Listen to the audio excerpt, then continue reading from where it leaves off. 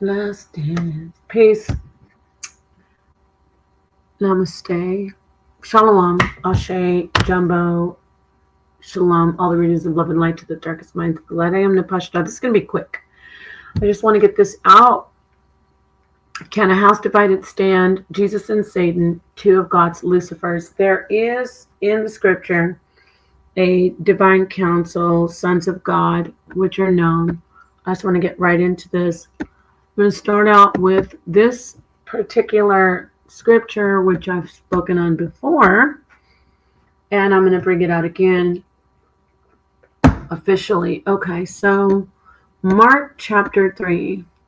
Jesus and Satan are not separate as far as arm wrestling or fist fighting.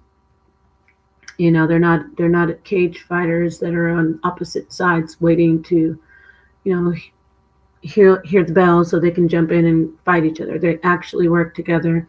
In fact, the entire host of heaven, whether you want to call them, I'm doing air quotes, evil, really you mean adversarial to humans, okay, to human beings, whether or not they're adversarial to humans or not, they all work together. I'm going to get right into this, get this out of the way. Let's go to Mark chapter 3. Mark chapter 3. So this lesson is just about Jesus and Satan are two Lucifers. Not only are they Lucifers of light, they are Lucifers of the council of God, the council, the divine council, and they are these light beings.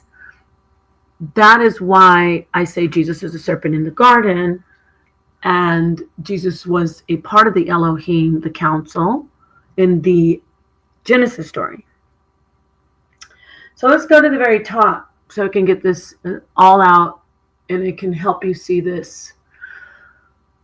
Those who have ears, let them hear. So Mark chapter 3, and he entered again into the synagogue, speaking about Jesus. And there was a man there which had a withered hand. And they watched him. They watched Jesus, not the guy with the hand.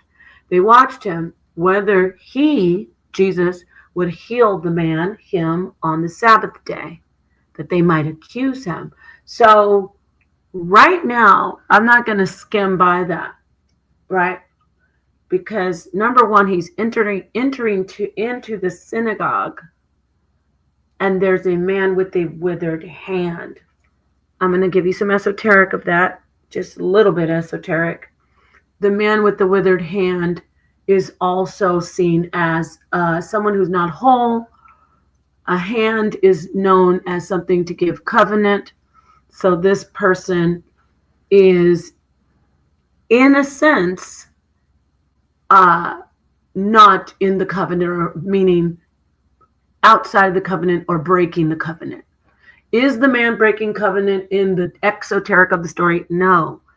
But when you look at the story for the esoteric, there was a man with a withered hand. Already we've got this indication that this is someone who is not, basically is, for lack of better words, is sinning. Now, we have the man who's sinning, and then we have Christ, who has entered the synagogue, and Christ is seen as the non-sinner. Stay with me. We've got Christ, who's this perfect person, but we also have him being scrutinized by the law. Who is the law? The people who are seen, so they might accuse him. So far, you see there's two. There's the man with the withered hand, outside of the covenant. Basically, what I'm saying, when I say outside the covenant, I mean outside of the law. Then we have Christ, who is in the law. We've got the dichotomy. We've got the duality. But please stay with me. In the duality, although we don't even see, I'm just on verse 2, we don't even see yet what happened. It says they're watching to see that they might accuse him because they understand or perceive him as sinful already.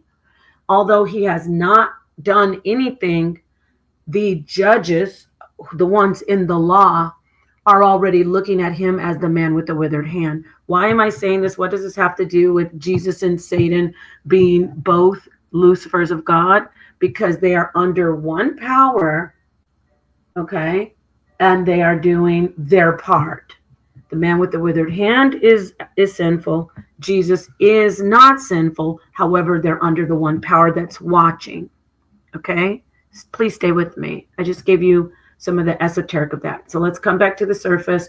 Verse 3. And he saith unto the man which had the withered hand. Now we've got Jesus not being scrutinized. It's just Jesus and the man with the withered hand. Is the man with the withered hand adversarial? No.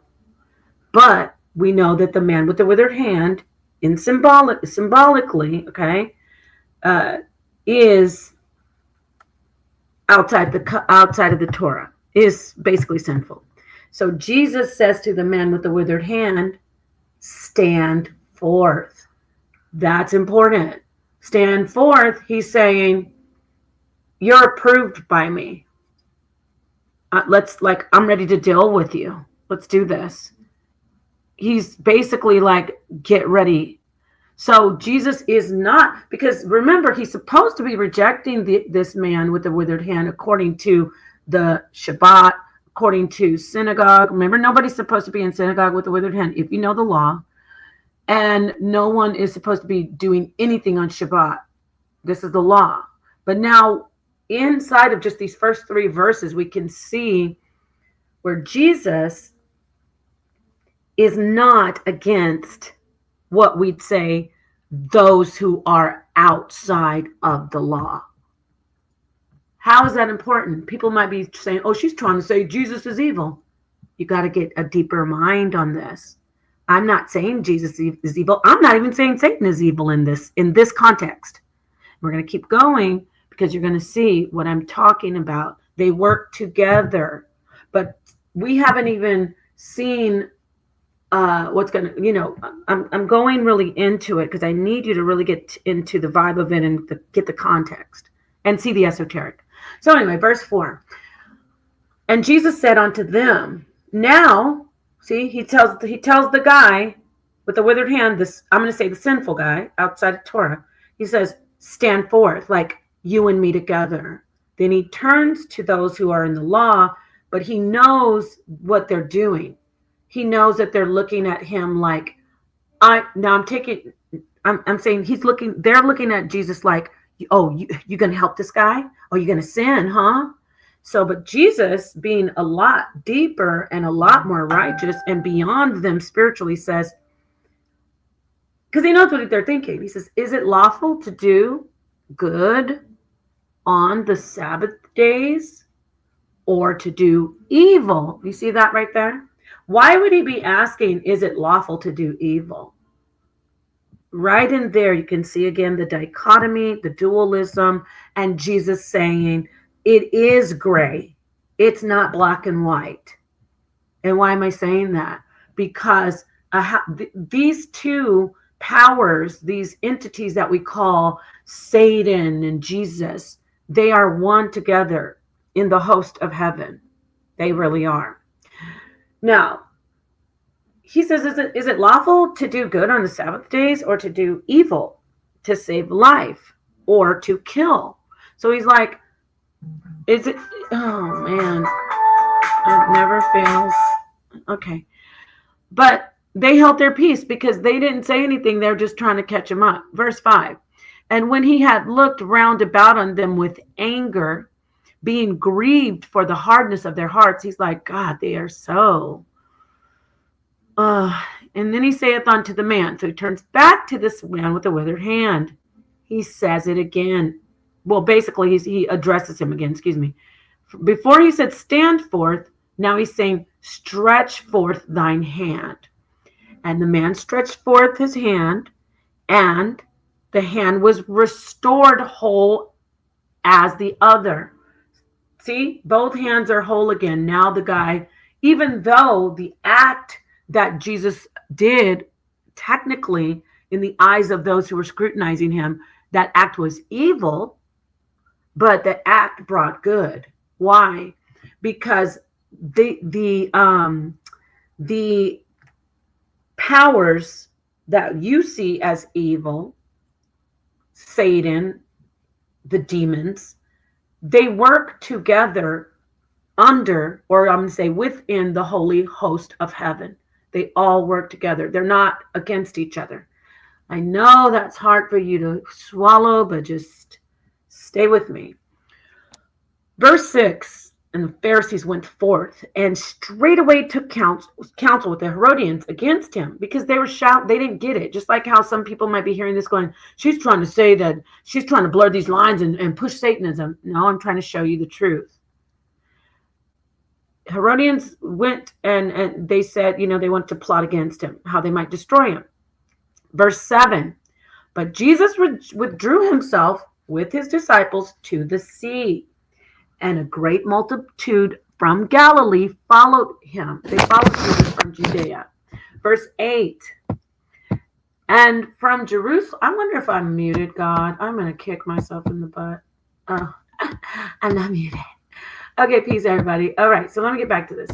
So stay with me. I'm almost through this particular scripture. Peace to everybody in the chat. I really didn't get to look, but peace. I saw some people. All right. So verse 8. So they go from Judea and from Jerusalem and from Idumea and from beyond Jordan, and they about Tyre and Sidon, a great multitude, when they had heard what things he did, came unto him. So people are like, okay, who is this healer?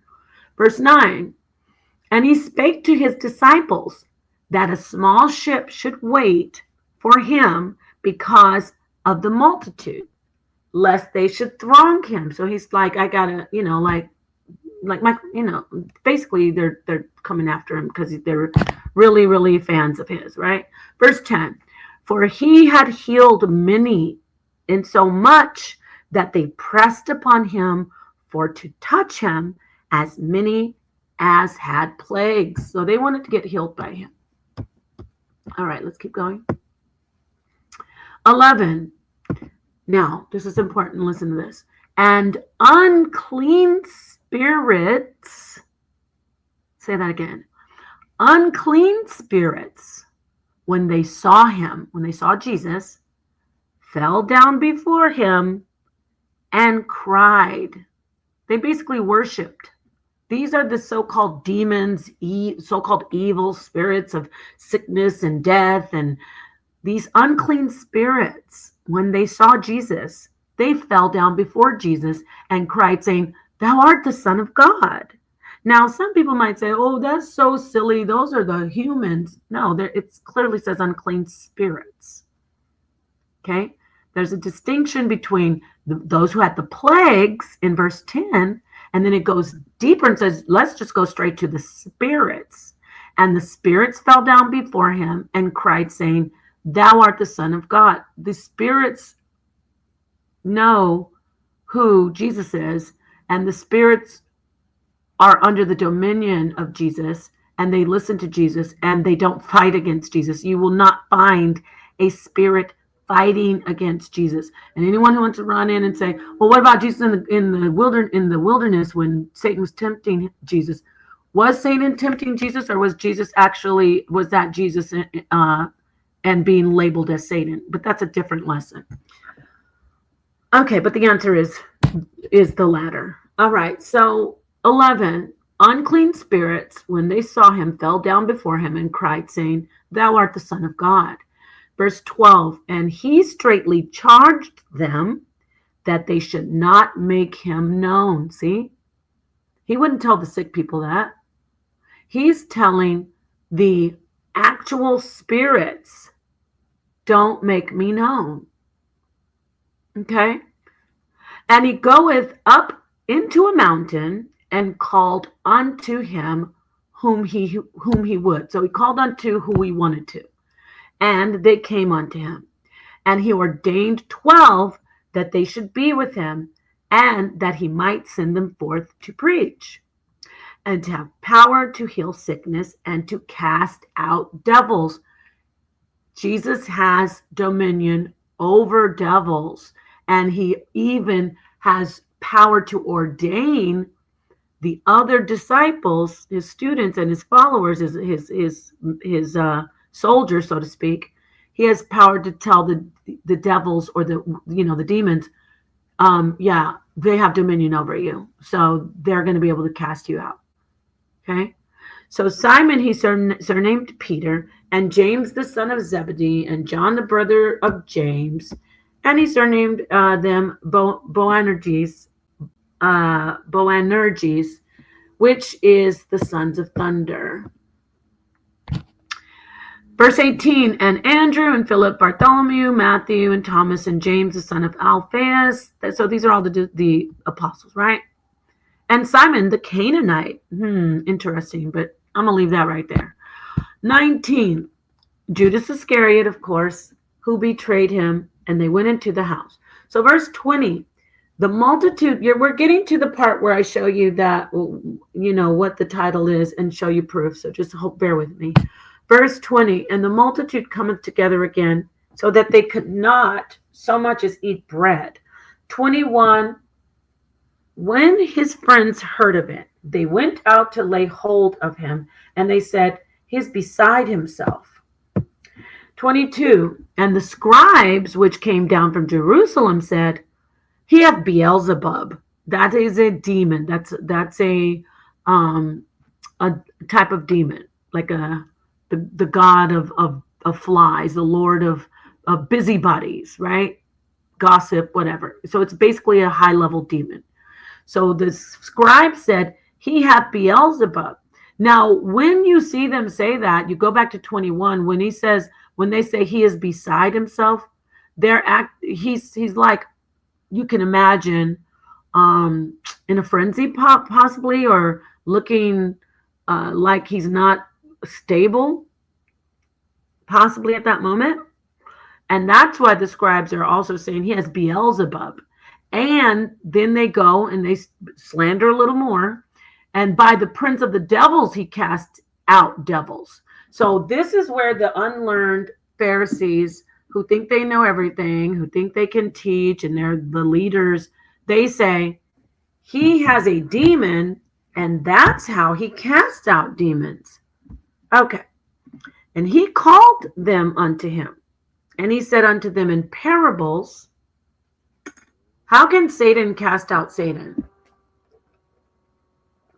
I want you to let that just meditate on that. Let's let that marinate. He even asked them, how can Satan cast out Satan? I know people say, well, see, because Jesus is against Satan. No, let's keep reading. If a kingdom be divided against itself, we know that the kingdom of God includes the sons of God, and Satan is one of the sons of God. According to Job chapter 1, verse 6 through 9, we know that Job, in the book of Job, the sons of God came to approach the throne, the council approached the throne of God, and they were the sons, and among the sons was the son of God named Satan, who's known as Satan, I should say. Satan is the adversary of mankind, not the adversary of God, by the way. But I digress. All right, so if a kingdom be divided against itself, that kingdom cannot stand. So Jesus is looking at them like, I'm casting out Satan with Satan. No, actually, Satan is a part of this kingdom. We're not divided. It says it right here. Verse 24, if a kingdom be divided, this is Jesus saying this. If a kingdom be divided against itself, if I'm casting out Satan, which I'm not, that's what Jesus is like in their face. They're like, oh, you cast out Satan, you cast out these demons with devils. And Jesus is like, let me just let you know something. I don't cast out Satan. I don't cast out Satan. A house divided can't stand, and the kingdom of God is standing, correct? Basically, he's letting them know we're working together here. And it's hard for people to wrap their minds around that. They'd be like, that's not true because God was fighting. They're working together. It says it right here.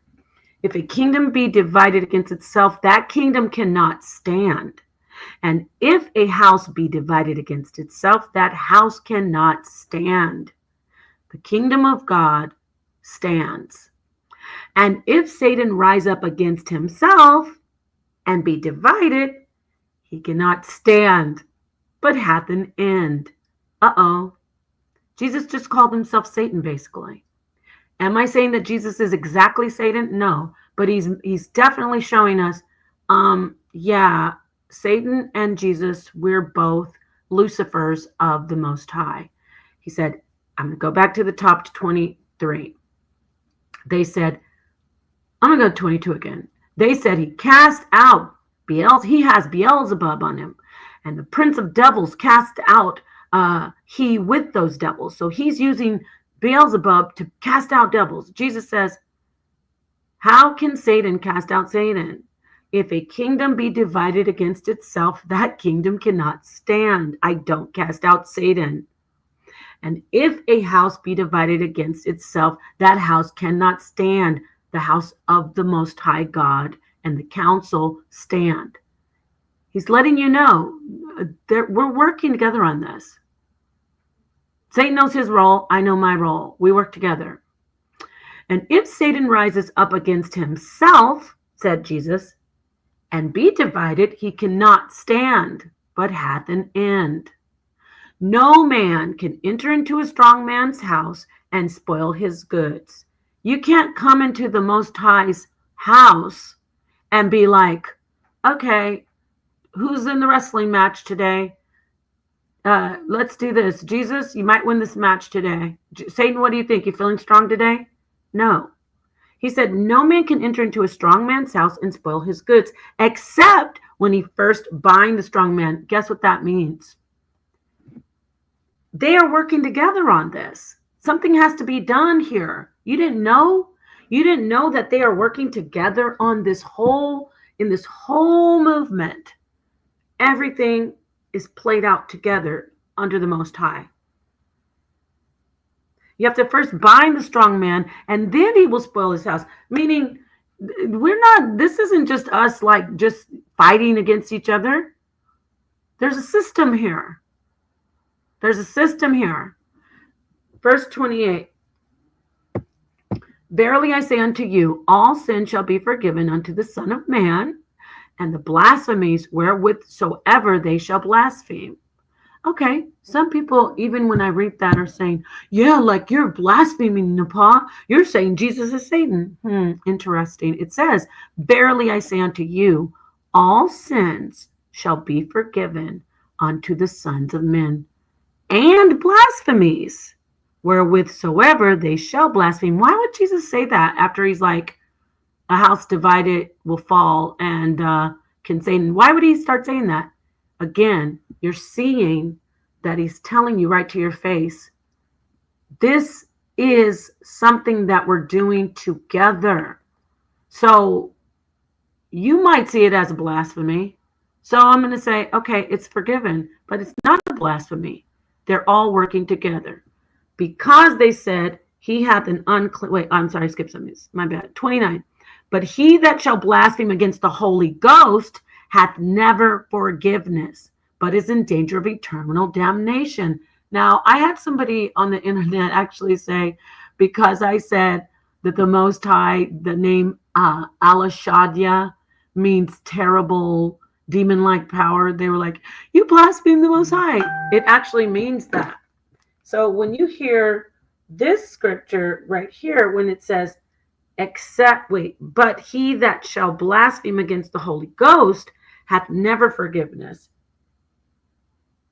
I'm sorry, I had to turn my phone off. He that hath blasphemed against the Holy Ghost hath never forgiveness, but is in danger of eternal damnation. Me saying that Jesus and Satan are the same, and me saying that they work for the Most High, I want you to listen to this carefully. I'm going to say this very, very carefully and slowly. When I tell you that the Most High has dominion over, and his entire house, the holy host of heaven, is all together, working together, I'm actually not blaspheming the Most High. I'm actually not blaspheming the Holy Ghost, because I'm not telling you, well, God doesn't have power over that. That's God. God's weak. God doesn't have that power. So when you hear it say, he that shall blaspheme against the Holy Ghost hath never forgiveness, but is in danger of eternal damnation, that actually means whenever you take power away from the Most High and you give it a little bit to someone else, like uh, God's wrestling partner, or his adversary that he's gonna do, the wrestling match with, you're actually blaspheming the Holy Ghost. You're blaspheming because you're taking away the power and giving it to another entity in your mind. So let me go back to the top, and now that I explained it that way, let's read it all straight through. And the scribes which came down, verse 22, from Jerusalem said, he hath Beelzebub, and by the prince of the devils casteth he out devils. And he called them unto him and said unto them in parables, how can Satan cast out Satan? And if a kingdom be divided against itself, that kingdom cannot stand. And if a house be divided against itself, that house cannot stand. And if Satan rise up against himself and be divided, he cannot stand, but hath an end. No man can enter into a strong man's house and spoil his goods, except he will first bind the strong man, and then he will spoil his house. Verily I say unto you, all sins shall be forgiven unto the sons of men, and blasphemies wherewith soever they shall blaspheme. But he that blaspheme against the Holy Ghost hath never forgiveness, but is in danger of eternal damnation. Because they said, he hath an unclean spirit. Then it says on 31, there came that, no, okay, so I'm going to leave that. This is where his mom and sister come. And now I'm going to go. So you see that what I'm showing you today. So Jesus and Lucifer are in, what I'm showing you today, in a sense, something like that. Peace, everybody. I see you. You know the strong say something different. The strong says, awake or be healed to the. Oh, yes. Peace, everybody. I don't want to make this too long, but I want you to start looking into it yourself. I'm going to give you some scriptures. I'm going to go over them quickly because I'm showing you that Jesus and Satan are two of God's sons, which are called the sons of God, aka the divine council. And for whatever reason, what the story says about Satan, they still both are on the divine council. So let me just grab some scriptures to show you the similarities between the two. Let's go to the morning star, of course. So let's see here. I have, who should we start with? Let's start with Satan. So who is actually called Lucifer in the scripture? So Isaiah chapter 14. Let's get that. It would be verse 12. So I'm just going to try to go through this quickly. Thank you for being here. Peace, everybody. Peace, Sherlyn, Yada, Immortal Dragon, Tahuti, Yoda. Let me show you this. This is a few scriptures just to back up what I'm showing. Like I said, I don't want this to go long, but I do want it to get all the scriptures. Okay, so Isaiah 14. This is referring to one of the serpents that were in the garden, aka the shining ones, aka the morning stars, aka sons of God, aka divine council. This is the representation of the Satan. Chapter 14, Isaiah, verse 12. How art thou fallen from heaven, O Lucifer, son of the morning? How art thou cut down to the ground, which didst weaken the nations? All right, so that was short and sweet. He's referred to as son of the morning. Now we will go to get a verse where Jesus is basically called the Lucifer, light bearer, son of the morning. Let me get it. Lucifer. So that's in Revelation. It's not going to say Lucifer though. It will say, let me remember. I don't remember. Let me just get this chapter. It's Revelation chapter 2. Revelation chapter 22.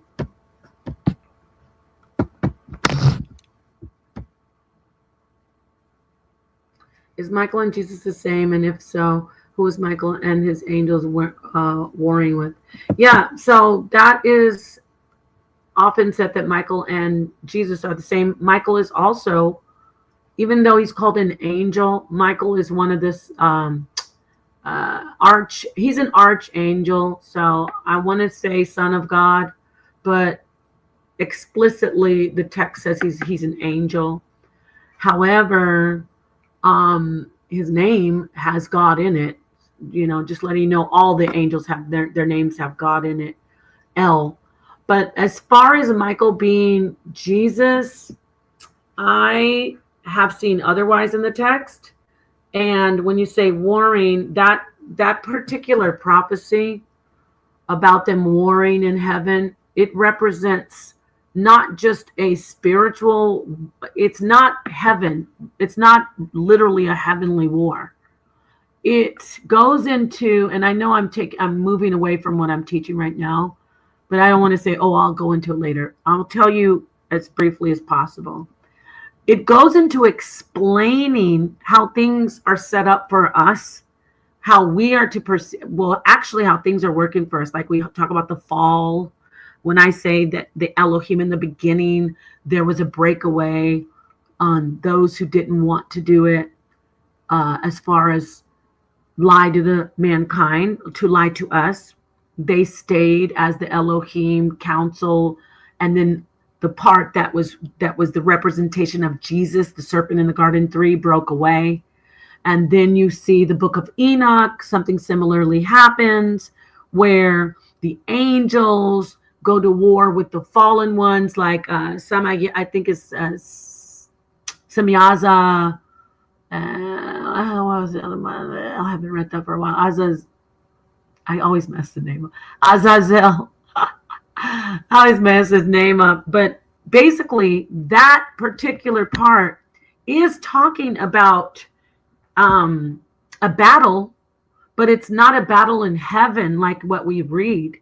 It's an earthly situation. When we have these, okay, now I'm gonna go into this. When we have these so-called deities, right, on the earth, okay, we're talking about a council, a divine council that are on the earth. Even when you see, okay, God, Jesus broke away. I say this. Some of them broke away, right? Michael, whoever, Raphael, they broke away, or they didn't want to go into the covenant of let's go have sex with the women. Even when you see that, it's more in depth that it was supposed to happen. Yes, you see controversy. Yes, you see that they are adversarial on the surface, but they still, in the broad scheme of things, when we talk about Jesus and Satan and God, when we talk about the governing powers, all of it works together.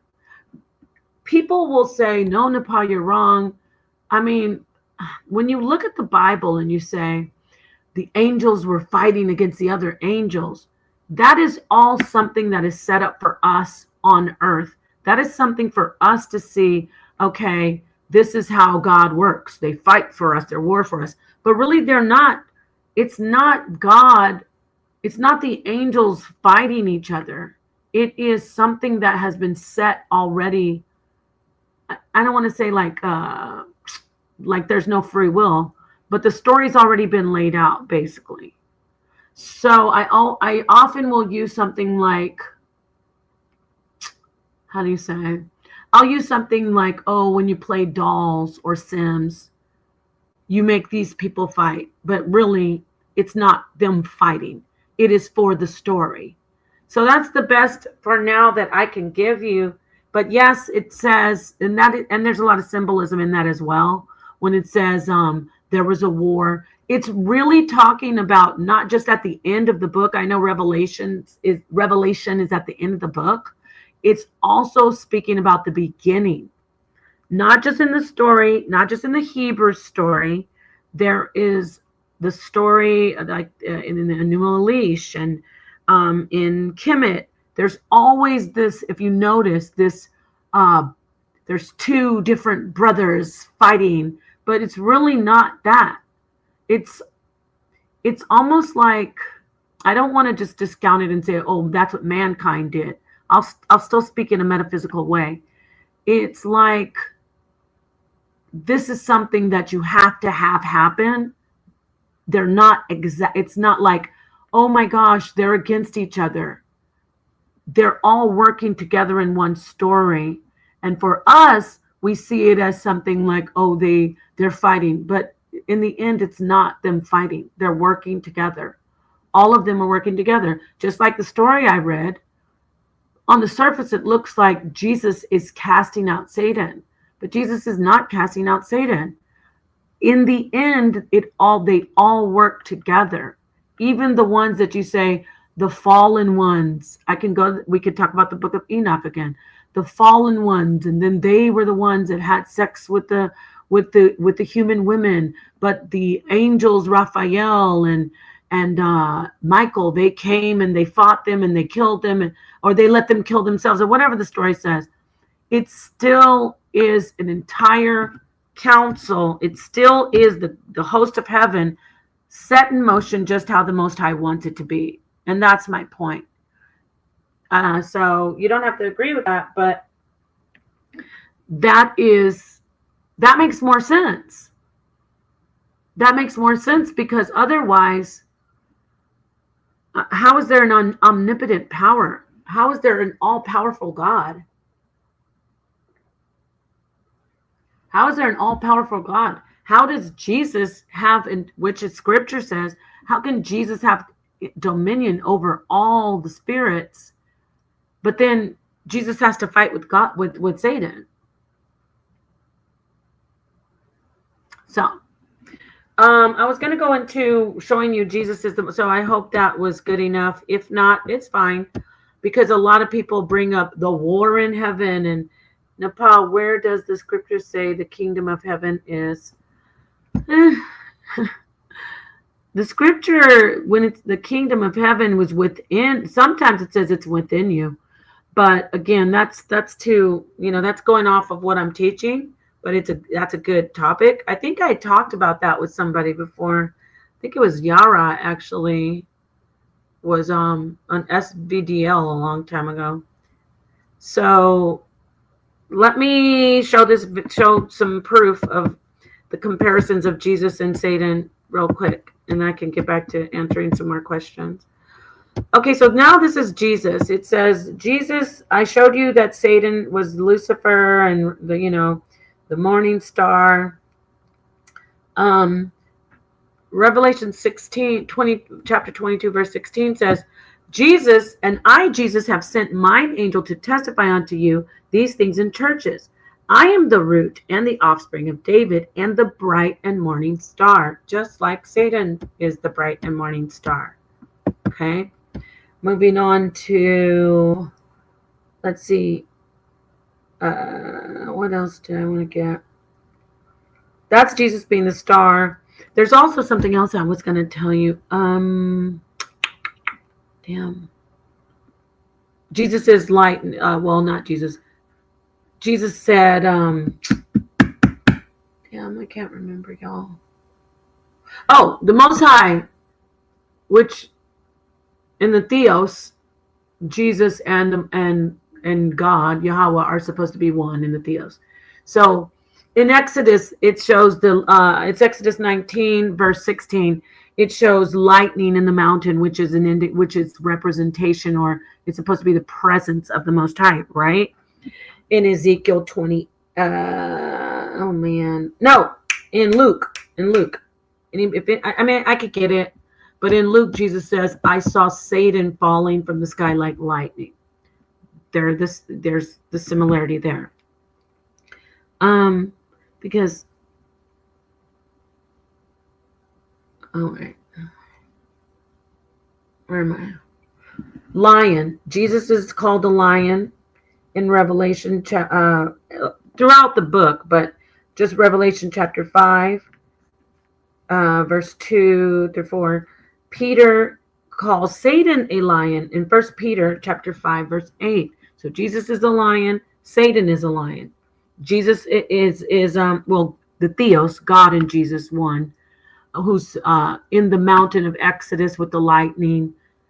And then Satan is called lightning by Jesus in the gospel. He said, I saw Satan falling like lightning. In Job 38:7, I want to get that one. Oh, 2 Peter chapter 1, verse 19. Jesus is called the morning star, I believe. Let me get it. Let me just get that one. Okay. I want to get all these scriptures out. I know I'm not showing it all because I'm just rushing through it. Let's see here. It's 2 Peter. 2 Peter. 2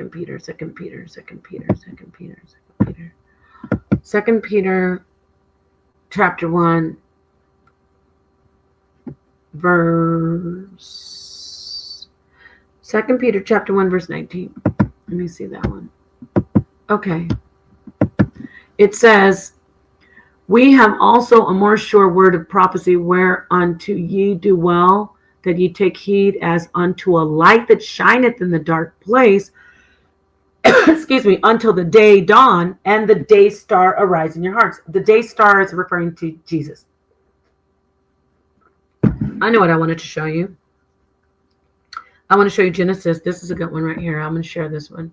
So Genesis chapter 1. Let me get Genesis. And then, I don't know if anybody wants to come in, but I'll drop the link if you want. If not, I wanted to get this done, and then I'm going to go and do another one, hopefully, after this. Genesis chapter 1, verse 16. All right. Can you see this, by the way? Oh, y'all can't even see it. What am I doing? I'm sorry. I thought I was sharing. I wasn't. All right, let me share this, please. Genesis chapter 1. I want to show you something. Peace as Santa Phoenix.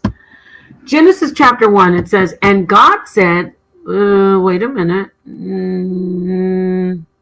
No, that's not the one I want. It's in chapter 1, but it's not that one. It might be, did I say? Genesis chapter 1. I said 16. Why didn't it give me 16? Here it is. Wait. Oh, man. I think it's 15. Wait. No, 16. Oh, here it is. Okay. Let me enlarge this and then get my power cord. All right. So it says Genesis chapter 1, verse 19. No, verse 16. 16. And God made two great lights, the greater light to rule the day and the lesser light to rule the night.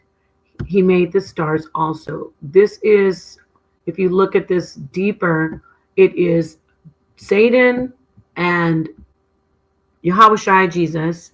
So the two great lights are the greater light to rule the day would be Jesus, the one who's supposed to not be who is for the people, and then the adversary is a light, the Lucifer that rules the night.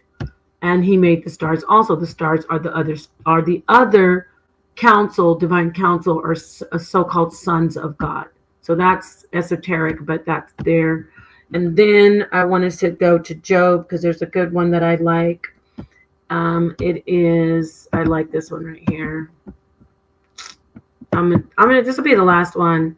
So there's a lot though, but I'm just showing a couple, just showing you the similarities. Like Jesus and Satan are two Lucifers under the Most High. And so let's see, 38. Verse 7. Okay. Now this says, when the morning stars sang together and all the sons of God shouted for joy. See? The morning stars. These sons of God are referred to as stars, shining beings, aka serpents, but meaning shining beings, shining heavenly bodies, and all the sons of God shouted for joy. So this is Jesus and Satan, both two Lucifers, two shining beings. All right, that's about it. I love Tahuti. Thank you, Tahuti. Okay, so like I said, I can just drop this link real quickly. I'm gonna go get my power cord, but if you want to come in, you can. If you want to ask a question or make a comment, if this isn't set in stone. Like, by the way, this is my take. I'm not like proselytizing, like you better believe Jesus and Satan are the same. I'm not into that, but I am showing you that this is something I've seen for a long time. Jesus, the representation of Jesus, and Satan are Lucifers. So let me see what my friend Ascenta Phoenix has to say. She has a lot of wisdom. Let's see here.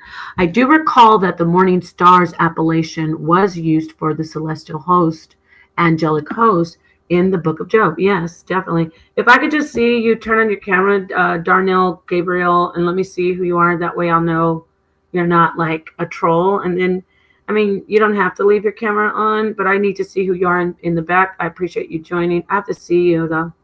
Can you let me see you? It's dark. I don't see anything. Mysterious man, I must see your face before you enter. Can I see your face or no? Hello? Okay, well, I don't know if your camera's not working, but I need to just, like I said, see who you are. And I would love for you to come in and just make your comment or whatever. So work that out.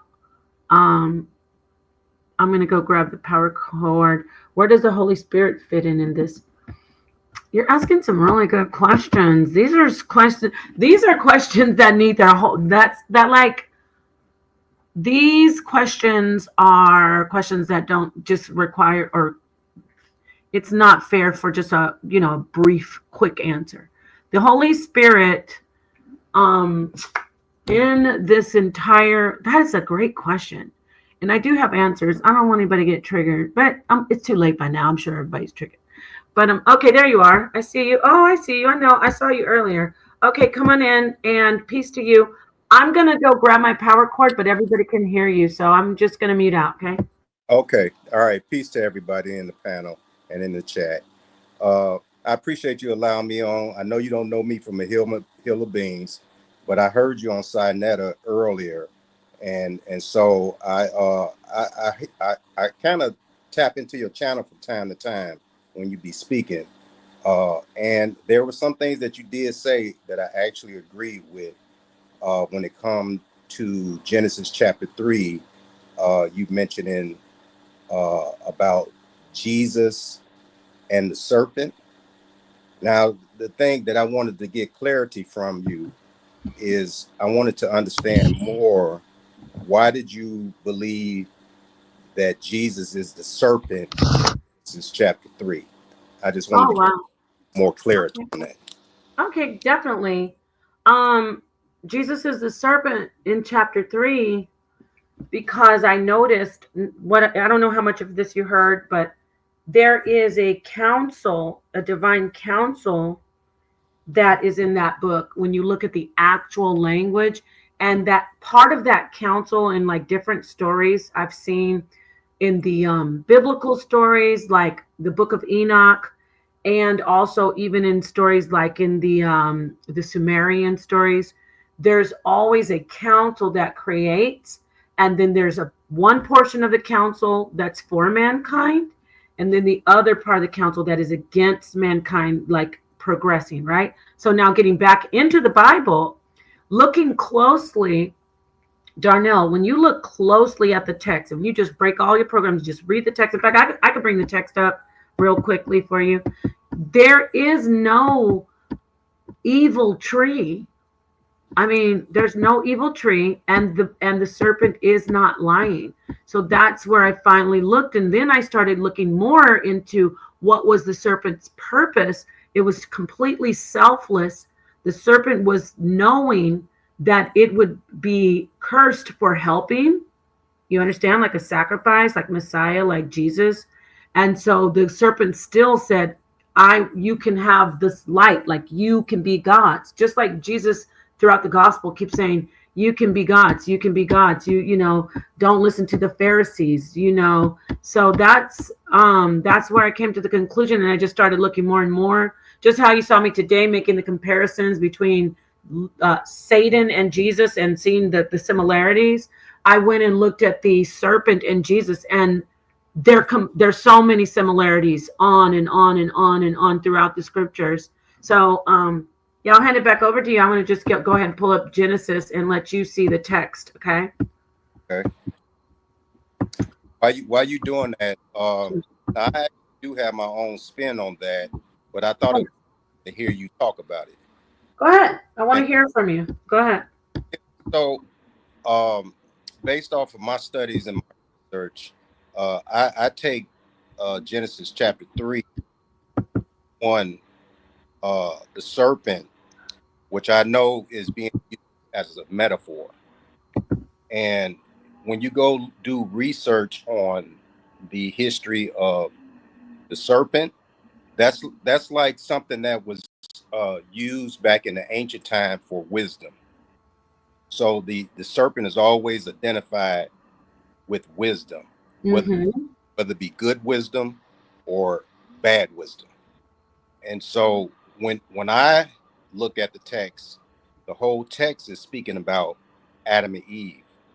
And so when you look at the context of it speaking about Adam and Eve, what I get from it is that the serpent is pointing to a human being, okay, not a divine being.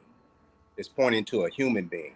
And the reason why I'm saying that is because in that verse 1 is actually stating that the serpent was created from the dust of the earth.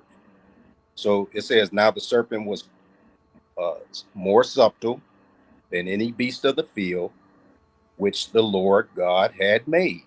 Mm-hmm. And it makes sense because when you go into Genesis chapter 1, uh, Genesis chapter 2, it talks about God creating all the beasts of the field from the dust of the earth.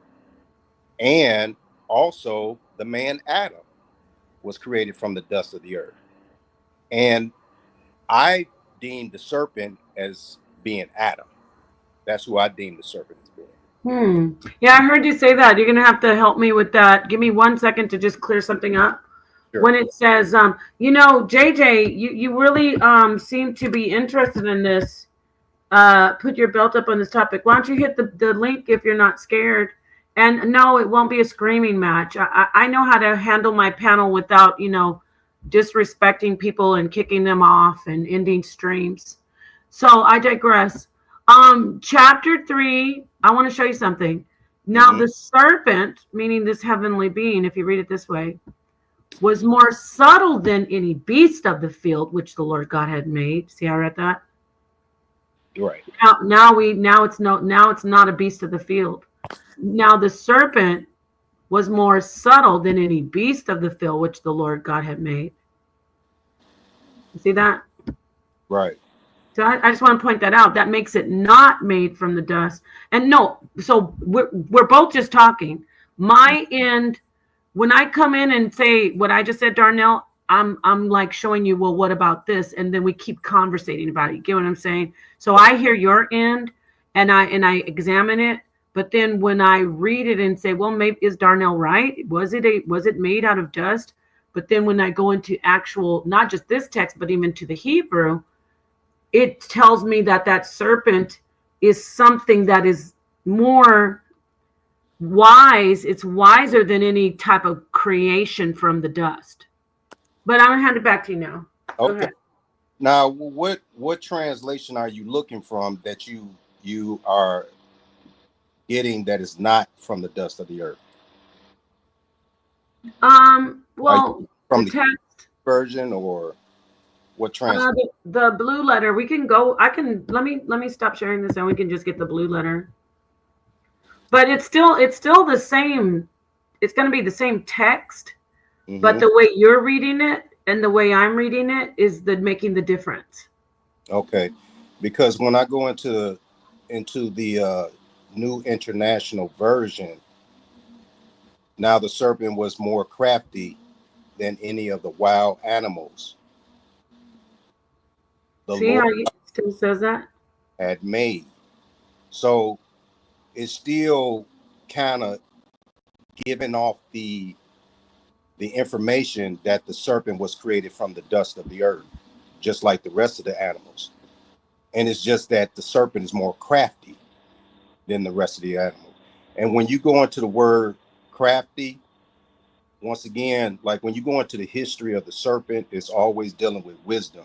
So in the King James Version, it might say cunning. In the NIV, it says crafty, but that's the Hebrew word arum. And arum is dealing with prudence, it's dealing with wisdom. Right. Psalms 83, it talks about crafty counsel. So Mm-hmm. is related to wisdom, and this wisdom is being used craftily against the woman, and who I believe is Adam.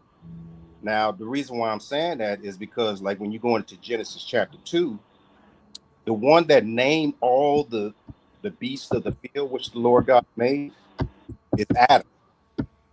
And Mm-hmm. Adam is actually the one that named Eve. And so, therefore, that would mean that Adam is more wise or prudent or more cunning than every creature that the Lord God has made on the planet, including his wife Eve. Hmm. Okay, so I mean, I'm that, listening to you. and when I look in throughout the rest of the translation, like if you go into the New International Version, I mean, all I get is that the serpent is actually created from the earth, not a divine being. And Mm-hmm. I can actually pull up some information because I did a lot of research on this, and I've been studying this subject for like well over 10 years. Oh wow, okay. So what you saying it's Adam? The serpent is Adam. How do you because I want to hear I love your questions by the way in the chat. It's like I'm serious. Your questions are so amazing. Your comments, asking a Phoenix, Immortal Dragon about the Zodiac, and I see you, Ben Frank. These are lit questions. I'm going to really put myself to the fire and go back on this stream and get your questions and really try to address a lot of your questions. I love the questions and I love the comments. So I digress. Peace to Mandinka. I just want to talk to this brother real quick and I'm gonna let JJ come in, Mandinka come in. Mm-hmm. How do you Darnell, do you need me to take this down then? Because you don't do we need to look at the text or no? We'll take this down. Well, I'm reading from my from off of my. Okay, let me take it down because I want to ask you. Okay. If you're saying that the serpent is Adam, Mm-hmm. then how do you resolve the fact that the serpent also there's a representation of Adam in the story with the serpent there? Like how do you do that? I really want to know how you're doing that. Okay. Now, are you referring to like when God started handing out the curses? No, before that, even when like, when he's like right there, like he's there, right? When they both are before the curses, after they're like the serpent's like, go ahead and take the fruit. Okay. I Mm, would deem that that's Adam talking to Eve. okay. So when I say serpent, I'm actually talking about Adam. So Adam is the one that is nudging at Eve, or uh, how can I say, persuading her to eat from the tree of knowledge of good and evil. Because you have to remember in Genesis chapter 2, God gave the commandment to Adam first. Eve was not even around when God gave that command out. So therefore, that would mean that Adam is the one that initially told Eve about the command because he is the first created. And so once she got the information, that's why she was able to come back and kind of rebut against what the serpent was saying, because she already knew that Adam is the one that related the information to her.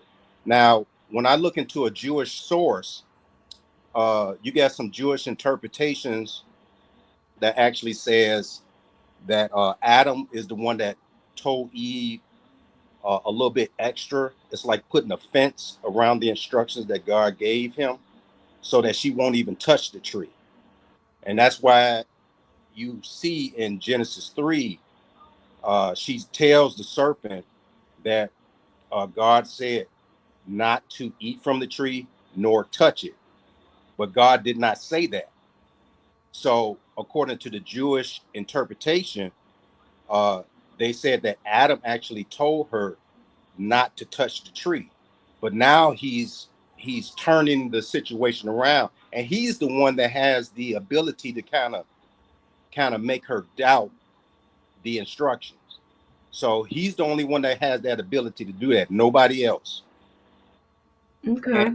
you Go go ahead. into this is something I'm reading from biblical archaeology.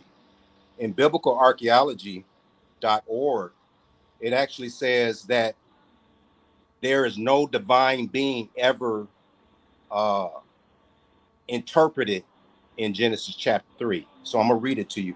It says, introduced as the most clever of all the beasts of the field that Yod He Wahe God had made, the serpent in the garden Eden is portrayed as just that. In other words, it's not portrayed as anything else except for a serpent. A serpent, Satan does not make an appearance in Genesis 2 or 3 for the simple reason that when the story was written, the concept of the devil had not yet been invented. And that's according to biblicalarchaeology.org. Now, there's other references that I can go into. Uh, Even Wikipedia tell you that in Genesis chapter, 2 or 3, there's no reference to a divine being in the Garden of Eden. And many scholars that I've ran across actually says the same thing. Matter of fact, there's a Hebrew scholar that I follow, and he actually states in his article that there's no divine being being referenced to in Genesis chapter 3. Okay. Okay. Well, this is very interesting. I just want you to hold on right there. Mandinka Melly, who joined the panel, may want to talk to you about that. I see the audience is making comments. Ascenta Phoenix had something to say. It's interesting. I appreciate you joining. And so here is Mr. Malley. Hello. All right, man. Peace and blessings. Uh brother, now okay. Now you saying that Adam is a serpent? That's correct. Okay, so can you give me a how did you come to that conclusion? I mean, this is getting out of hand, man. You just told I mean, us how. this is getting out of We hand, can man. go back into it. What do I you mean, want to come say? on, Let's man. hear from you. Well, let's hear what you have to say. I mean, Adam is Adam, Eve is Eve, the snake is the snake, Jesus is Jesus. I don't really fool with the Bible like that no more, just because of these type of interpretations, ladies and gentlemen. You know, you got Esau, the white man, and sex is marriage. Do you believe sex is marriage? Let me see where you at with that one. I know it's kind of off topic, but Marriage. sex is marriage. Do you believe that too? I believe sex is created for marriage. Right. Okay. Now you're on point because there's a difference between a wife and a concubine. That's what I'm trying to tell Tazar, but you don't want to listen to that. Why you mad at Mandinka's I am Mandinka? not mad at you. Stop putting that narrative out there. Oh my goodness. I seen a little comment. You said F JJ and F the Lions. That was what, 3 weeks ago? I mean, 3 days ago? All right. Please don't, all the stuff, JJ, please don't, because all the stuff you said, am I bringing it up? That's past. I'm not mad at you. The reason is because you're coming at me. You know, I said some stuff to you. Peace, Gemini. There's my sister. She talked me down off the ledge today. I sure did need it. I love We're gonna leave it alone. We're gonna leave it alone. Let's talk about the information. Yeah, no. This is the thing. You come in with a certain fire, and JJ, I'm matching it. But I know you know the Bible. Come on, it's just talking. So I know that you are wanting to debate it again. I'm kind of past that. I think we should. I mean, if you want to put your belt up, we could probably come up with a different title. I'll let you pick it. Immortal Dragon said you're making the Bible literal now. Who is Immortal Dragon? Somebody who's interested in the topic. I'm going to let you know the topic that I have right now that we were talking about earlier. I want to talk to both of you gentlemen about this. Jesus and Satan are both part of the divine council, the sons of God. Do you agree with that, or what is your take on that? Jesus and Satan came to the council with Yahweh. Like Job, the book of Job. He might have hung out with him up there. When your God say, Satan, where you been and all that, I'm sure he Jesus probably was hanging out up there. That ain't nothing, Right. Yeah. But so I don't think Jesus was a serpentine being. Okay, because Enoch, he has the countenance of a man and similar to an angel. So I mean, I don't know. I mean, maybe is that what you said about you talking about the serpent? No, with Enoch, if you believe in the book of Enoch, there's some valid stuff in the book of Enoch. Yeah, like the book of Giants. I like that one. Yeah. That one seems accurate to matching up to Genesis 6. What about that? Let's talk about that, because I know people like to talk about the giants and the Nephilim. Do you brothers? What's your take? Were there giants? Some people try to say there weren't. Shout out to our sister Naphtali. She teaches about the giants. Yeah, I believe it was some giants that was on the earth. What about you, Darnell? I agree. It was giants. I don't believe that there was fallen angels that impregnated human women, though. I don't believe that. How'd they become giants then? Well, when I look into Jewish sources, it explains that, and I'm not saying that people have to actually believe that, but according to Jewish sources, it says that like when Adam and Eve were created, they was like giants. Yeah, I heard that before. It would make sense that the offsprings would be, unusually large and tall in height, but over time after the fall, man started to diminish. Just like they would live long periods of time, but after a period of time, God brought down the age bracket of how long they would. So I don't believe that it was fallen angels. I believe that there was godly men from the lineage of Seth that decided to go sleep with ungodly women. That's wait now, hold on now. Where do you see that in the text in the Bible? I said, where did I see that? You just he's controversial. Well, I mean, when you're talking about the lineage of Adam and Eve, it says that the name of the Lord was called upon during the lineage of Seth. So that's when the name of the Lord was actually being called upon. Because Cain killed his brother Abel, and then Adam and Eve had Seth, and then Seth had his children, And then it says men was calling upon the name of the Lord in Genesis chapter 4. So you had that lineage that was calling upon the name of the Lord, who I deemed to be the sons of God that slept with the daughters of men. Okay. Oh, I see. I think I heard that before actually from GMS. Let's put a pin in that. This you have some interesting breakdowns. I must say that. But JJ, you want to share something? You can go in if you want to. Nah, I know it's Corey picking around, just letting you know you're some trouble, son. I'm just letting you know. You know, Oh yes. Let me you in see. some Where is trouble, that link? buddy. You in some trouble. You I gotta know. change that link right now. I enjoy debating. I don't get mad. Everybody ain't gonna agree on things, And I enjoy the combativeness. You know, Right. I enjoy when a pseudo get in front of me with the nonsense. You hear me, ladies and gentlemen. Then you get the debunk, like that madness that Zion and Defects, my last two victims. Hey, brother, did you see them last two debates I did, man? It No, was a bloodbath. You hear me?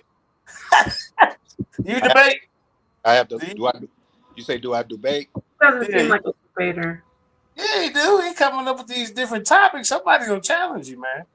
I ain't Oh never heard that Adam was a serpent. Now that's a new one. no, You know, I learned this topic about 10 years ago. yeah. Yeah. You should do a presentation then. I'm sure Apostle would challenge you on that one. That'd probably be a good debate. Well, we can. I never debated before, but I'm willing to have a strong dialogue. Yeah, yeah, that's cool too. Everything got to be a debate, but you got to have your sources. You Oh know? yeah, I got plenty of that. Okay. Yeah, I Yeah. got plenty of that. So my thing is this that I always love hearing other people's perspective. It's Yeah. just like when I start asking questions concerning that particular topic. Hmm. For instance, like if I ask, can you show me within that text of Genesis 3 where Hmm. there was an appearance of a divine being, because I can't find it. Hold up. Hey, Lex Vortex, man. I seen your little slick comment you made earlier today, man. Hey See, Lex, hit the link so I can have you up here and I was gonna go live on you today, man, but you I know, want you to come in and hey, talk to this hey, brother. He hey, said, my fiance told me to just fall back on you. She "Oh said, "Don't have." wow, nice. That ring looks good. Looks golden. Yeah, What and diamond? it's got I seven can't believe diamonds. they're engaged. Hey, 7 diamonds for 7,000. You know what I'm saying? Oh, that's nice. So here's a link. Now this brother says that Adam is a serpent in Genesis 3. I don't want to take us all the way back to there, but I did drop the link for the debate, by the way, everybody. Go get the tickets to Corey versus Mandinka Mali. I'm going to get Uh, the one. I We have think two Sunday debates. you gonna do that one for free. I think he said. Oh, I really? think. I don't think so. Nope. He Yeah, didn't say that. that's what he told No, me. he did not say that. That's why Did Sean was tripping off to Corey when he said that. what Corey said? This what you just said. Yeah, that's what he told us. No, he did not. I See, assure you. Because listen, Sean never said, what is Corey talking about? This the debate is free. okay, well, see, when I'm Okay. debating these little fellas, man, they can't sell no ticket. And like when I get in the thing with the Zariak and the Jabaris and the Pastor Bennett, then Corey got to get his promotional skills up. Now, I try to help him out, man. He ain't now you go on his page, he ain't got one time he's sharing the goddamn on the how you gonna get people to come watch you? He do that all the time in the lines. Actually, I always have to promote his debates. Now, Lex, me, you got some unfinished business. Now we're kind of on the same team on some certain situations, man. But you got a little beside yourself today. I heard you. I want, don't get too JJ, big in your britches. You know. I mean, Mandinka, Molly. Listen, brother. Go ahead. You know, Look, it's like Jesus said. They want to come in another we way, talk about Jesus. except through the right door. You know what I'm saying? Like, bro, you're now a neophyte. come over to the dark side in Lex Vortex Oh man. and Nepal too, and continue your training, bro, Thank you for from the master. Like, bro, y'all jumped in the ring and just want heavyweight titles. You know what I mean? Come on, JJ, you got some more training to do before you ready, bro. You just You're one trick pony. you just freed yourself from the demiurge, and you want to come against the Grand Master already? Well, let me tell you something, sir. Jesus, in your Gnostic teachings, Jesus was not. They didn't say he was the serpent. Actually, he was just against the demiurge. You see what I'm saying? Actually, Jesus in your Gnostic teaching kind of is the same kind of Jesus as in your Bible. Now, you want to sit up here talking about he's some kind of old serpent. You made that up, ladies. But that's where you're confused in your infancy stage, right? Because listen, if you say you admitted that Jesus taught against the demiurge, right? Yeah. All right. So the demiurge. Hold up. Listen, bro, because I'm gonna help you out. All right, go ahead. This should put a light bulb on in your neophyte brain, right? So that means if we go to the garden, if YHWH is the demiurge, then Jesus could be the serpent because he teaches against it. That's why I told you when I brought up the parable earlier today. Did you hear? You know the parable when Jesus said, if a child asks for a fish, would you give it a serpent? Right? You remember that? And he said, how much more if you're being evil, able to give your children good things, how much more you think my Father who in heaven, who is all good? Hey, Nepal, can I jump on from my computer, man? Because I need to show Yeah, go ahead. I'm going to share that. So do you know? Hey, hold on, bro. Hey, by the time it's over, you're going to kiss the ring right here, man. See, JJ is just here for debate, not to learn. Hey, look, bro. I'm here you're not even listening to what I'm telling you right now, bro. You're running around here making up stuff. 1 minute. Hey, last year you was in. Bro, hold on, bro. Are you listening to what I even just said? He made it up. I'm finna jump on. How did I make it up? All right, hold up here. I'll be like, I'm talking about a parable Jesus said. How did I make it up? Here it is. Here's the scripture, but he said he's changing his device. That's the script you're talking about, right? Yeah, if a son shall ask bread of any of you that is a father, will he give him a stone? And if he asks him for a fish, will he give him a serpent? When did that happen? That's what I'm saying, people. That's why I said the book is encoded. And JJ is actually confused right now because on one hand, he's acknowledging that YHWH is not the true God. So right here, Jesus is clearly making a distinction that what was going on then, that's not his father. So when people say, well, how can he be the serpent? And because I heard even Sister Freedom talking that nonsense earlier. Well, if he's the son of God, then how could he be the serpent in the garden going against his father? That's not his father. He made that clear. And that's why when he's telling this parable, he's talking about when Israel was hungry and Yahweh gave them serpents. Right. Can I ask? So he's saying, that's not the good father I'm talking about. My father would never do nothing like that. Can I ask? Yes, sir. Okay, the verse that you're referencing to, you're saying that you connect that with what happened in the wilderness when the children of Israel were complaining about not having no food, right? Right. And he gave them serpents because they kind of disrespected. Because they were complaining and moaning and groaning because they were starving to death. Okay, and so are you saying that Jesus? Are you saying that Jesus is not God's son, or I'm saying that Jesus is not taught. When Jesus says my Father, he's not talking about the God in the Old Testament. Oh, okay. Now who is he talking about? He's talking about the Father, the true God of light and love. Are we talking about the one that most scholars call the Tetragrammaton? No, that's the devil. Oh, that's the devil. Okay, that's Yeah. interesting. Okay. And I can give you other scriptures where Jesus is making a clear distinction for him. For instance, when the disciples, and maybe Nepal can pull it up, the disciples asked Jesus, do you want us to call down fire from heaven and destroy these people? Do you remember that scripture? Right. I was going to share this one first so he could see this. This is the other the numbers situation that you were talking about. If you want to just Right. quickly, where is it at? Can you see it?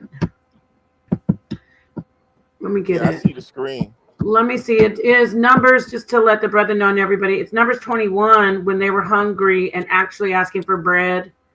And then God sent them serpents. Fire. It says verse 6, Numbers 21. The Lord sent fiery serpents among the people, and they bit the people because they were complaining about not having bread. Exactly. Now, a lot of people never made that connection, and because of their mind. But if you look at other scriptures, we always see Jesus is exposing that God. For instance, and if you find in the Paul, pull up the scripture where the disciples asked him to call down fire out of heaven. And what does he say to them? He says, what's wrong with y'all? I didn't come here to destroy people, right? But if we go to the Old Testament, this is what people miss. If we go to the Old Testament, there was a prophet that asked YHWH, and he sent fire out of heaven. You talking about Christ, on the other hand, says, You're talking about Elijah. Elijah, yeah. He called down fire from heaven to destroy people. Jesus is saying, I would never do that. So he was a master of knowing the Torah. So why would he speak against the God who did the same thing? And if you go through, and that's why people have to recognize the origin of these scriptures. The New Testament was put together with the Old Testament. The New Testament is a Gnostic doctrine. It was put together by Marcion first. Okay. Can I go? Or Yeah, but let's read this and then you can go, JJ. I want the brother Darnell and everybody. Now, for the record, you know, I'm over here with the whole, I don't know about the wicked part, but I do know that these are definitely matching basically what you're doing with this exegesis, like the hermeneutics you're doing is on point because it does refer to, it even says Elijah in the text. So Luke chapter 9, verse 54, it says, and it came to pass when the time was come that he should be received up, he steadfastly set his face to go to Jerusalem and sent messengers before his face. They went and entered into the village of Samaritans to make him ready, and they did not receive him because his face was as though he would go to Jerusalem. And when his disciples, James and John, saw that they wouldn't just, so basically, yeah, I see what you're saying, Lex. They're like, they won't receive us. Lord, wilt thou command fire to come down from heaven and consume them like Elijah did? And then Jesus turned and rebuked them and said, ye know not what manner of spirit ye are of. What manner of spirit you're talking about, right? Yeah. Mm-hmm. For the Son of Man has not come to destroy men's lives, but to save them. All right. Now, what manner of spirit was he referring to? If he were referring to Elijah calling down fire, he said, man, you don't know what you asking me to do, bro, and what manner of spirit that was that you're referring to in that Elijah situation. No, we don't get down like that. So That's let me what's ask you a going question. on there. Let me ask you a question, and then JJ, yeah, you can come on in and whoever. But you okay? So I always had issue. Now, again, I'm not using words wicked, and I get where you are right now, and I respect that. But I did have issue with like Elijah sitting in the cave, and then those guys were just following orders. Remember the soldiers? And then he's like, "Come!" I'm laughing. I shouldn't laugh because it always like when I would read it to my children too. It's like when they're like, "The king wants to see you," and he's like, "Let the fire come down and burn you guys all up." And then the last guy came, like I think burnt 3 different soldiers. I'm not even talking about the prophets that, when Elijah was on the mountain. I'm talking about before that. Remember that part, Lex, where he was like, they came to just summon him, and then he kept on calling down fire, and then the last guy was like, "Please don't call down fire, please." Right. Yeah, that was like, why are you burning these guys up? That was crazy, that one part. So anyway, so yeah, go ahead. Anybody? Yeah. But yeah, that's, and it's little things like that that unless you have the proper understanding of how the text is put together, you wouldn't be able to see that. I have maybe seen 3 or 4 people in my life that ever commented on that parable. And no one knows why Jesus is saying it. It sounds mad random. Like he just comes out of nowhere in the script. You know what I'm saying? It says, which one of you would give your children a stone if he asked for this, or give them a serpent instead of a fish, and blah. And I always, and then years ago, I ran into one person who pointed that out, and I was like, wow. And No, I did right. the That research on I it. never put that together. I'm gonna be honest. Like I can admit that because that is definitely on point. That they're talking about the bread in the wilderness, and yes, Exactly. So that's where Come on, Lex, JJ, share the mic, bro. I mean, you got a good habit of just that's, being long-winded. I okay. know you well, don't want to work. I get it. But that's come where on, man. JJ, he's just coming into something and he's not putting it all together, and so he doesn't really get that. So Listen, you're bro. still I'm not no arguing. Gnostic. That's Hold the on, thing. brother. Before we go forward, we're gonna move to JJ, but Yeah, Lex, you're man. gonna have to let him come in, and then we're gonna come You don't back to want me to you. come in because I'm gonna bust Just his a head. minute, JJ, because I was thinking the same thing, but I'm just sitting back. Yeah. I want you to address Ascena Phoenix's comment, Lex, because what you're Man, it's talking gonna be about. like 30 minutes, man. No, I'm saying after you come in and speak. Oh, okay. Go ahead, and then Lex will come. Yeah. And peace, Sakina, I see you. Now, ladies and gentlemen, Lex is kind of, I mean, I like him. He's an all right little character, But Lex is a one-trick pony. I mean, well, maybe last year he had the feathers on his head. He can't make up his mind what he want to be. One minute he Bro, black. I Look, last 1 year. minute. Hold on, no, Hold up, man. My dog. turn to speak, No, bro. no, Come on, nigga. bro. Come Can you on. let him No. chat? Don't do Wait, that. hold on. You don't First, mention his Come on. feathers, then, bro. hold If you on. don't No, I'm just saying, show me some No, feathers I man. had on last year, He bro. calling me a neophyte. But Now, no, yeah, you That's are. not Look up the bad. word. Hey, So We're show. all No, I'm just neophytes. saying. All you gotta let do. me put my Let thing me on. let JJ talk, please. Jesus Let All Christ. he her. gotta do is show me Yeah. the feathers that I had on last No, year. there are no Man, feathers. There are no I can, feathers. that's, you had the There's no little feathers. contour JJ, get feathers it on. out. Let's hear what you have Come to on, present. What does that gotta do? Well, Are you can really about to confuse, get some pictures of him with feathers, bro? Yeah, Nah, now put a date on come it. on. Yeah. And put a date on it. Come on. I'm gonna put a date Okay. on these sources and references because you don't know nothing about Gnosticism. Hold up. Oh, really? See, that's when I know a brother's not serious, man. He's just trying to. Bro, you can't be quiet. I sat there and let you talk, and that's what you do. Come on, man. Cut it out. I mean, come on, bro. Can you see my screen, Nepal? Yeah, but is it enlarged like that because I enlarged my screen? Make it bigger. Hold up. Let me see. Hold up. Let me get it. Okay, hold up. All right, Google, man. Let me show this guy something. Hold on, let me stop sharing the share one more time. Yeah, Lex I making hope stuff not. up, man. Ascent to Phoenix. I hope that's not what. No, I don't think that's what's going to happen. We're going to stay on the intellect. This is a good conversation. We can just stay on point. I don't know what Sister Phoenix. Hold on, Sister Phoenix. I don't know what you talk. See. When people make little comments like that, He then wasn't when talking Mandinka about responding, you. I said, Oh my God. no, don't do that. No, Center Phoenix, he ain't bring one source, one reference, nothing.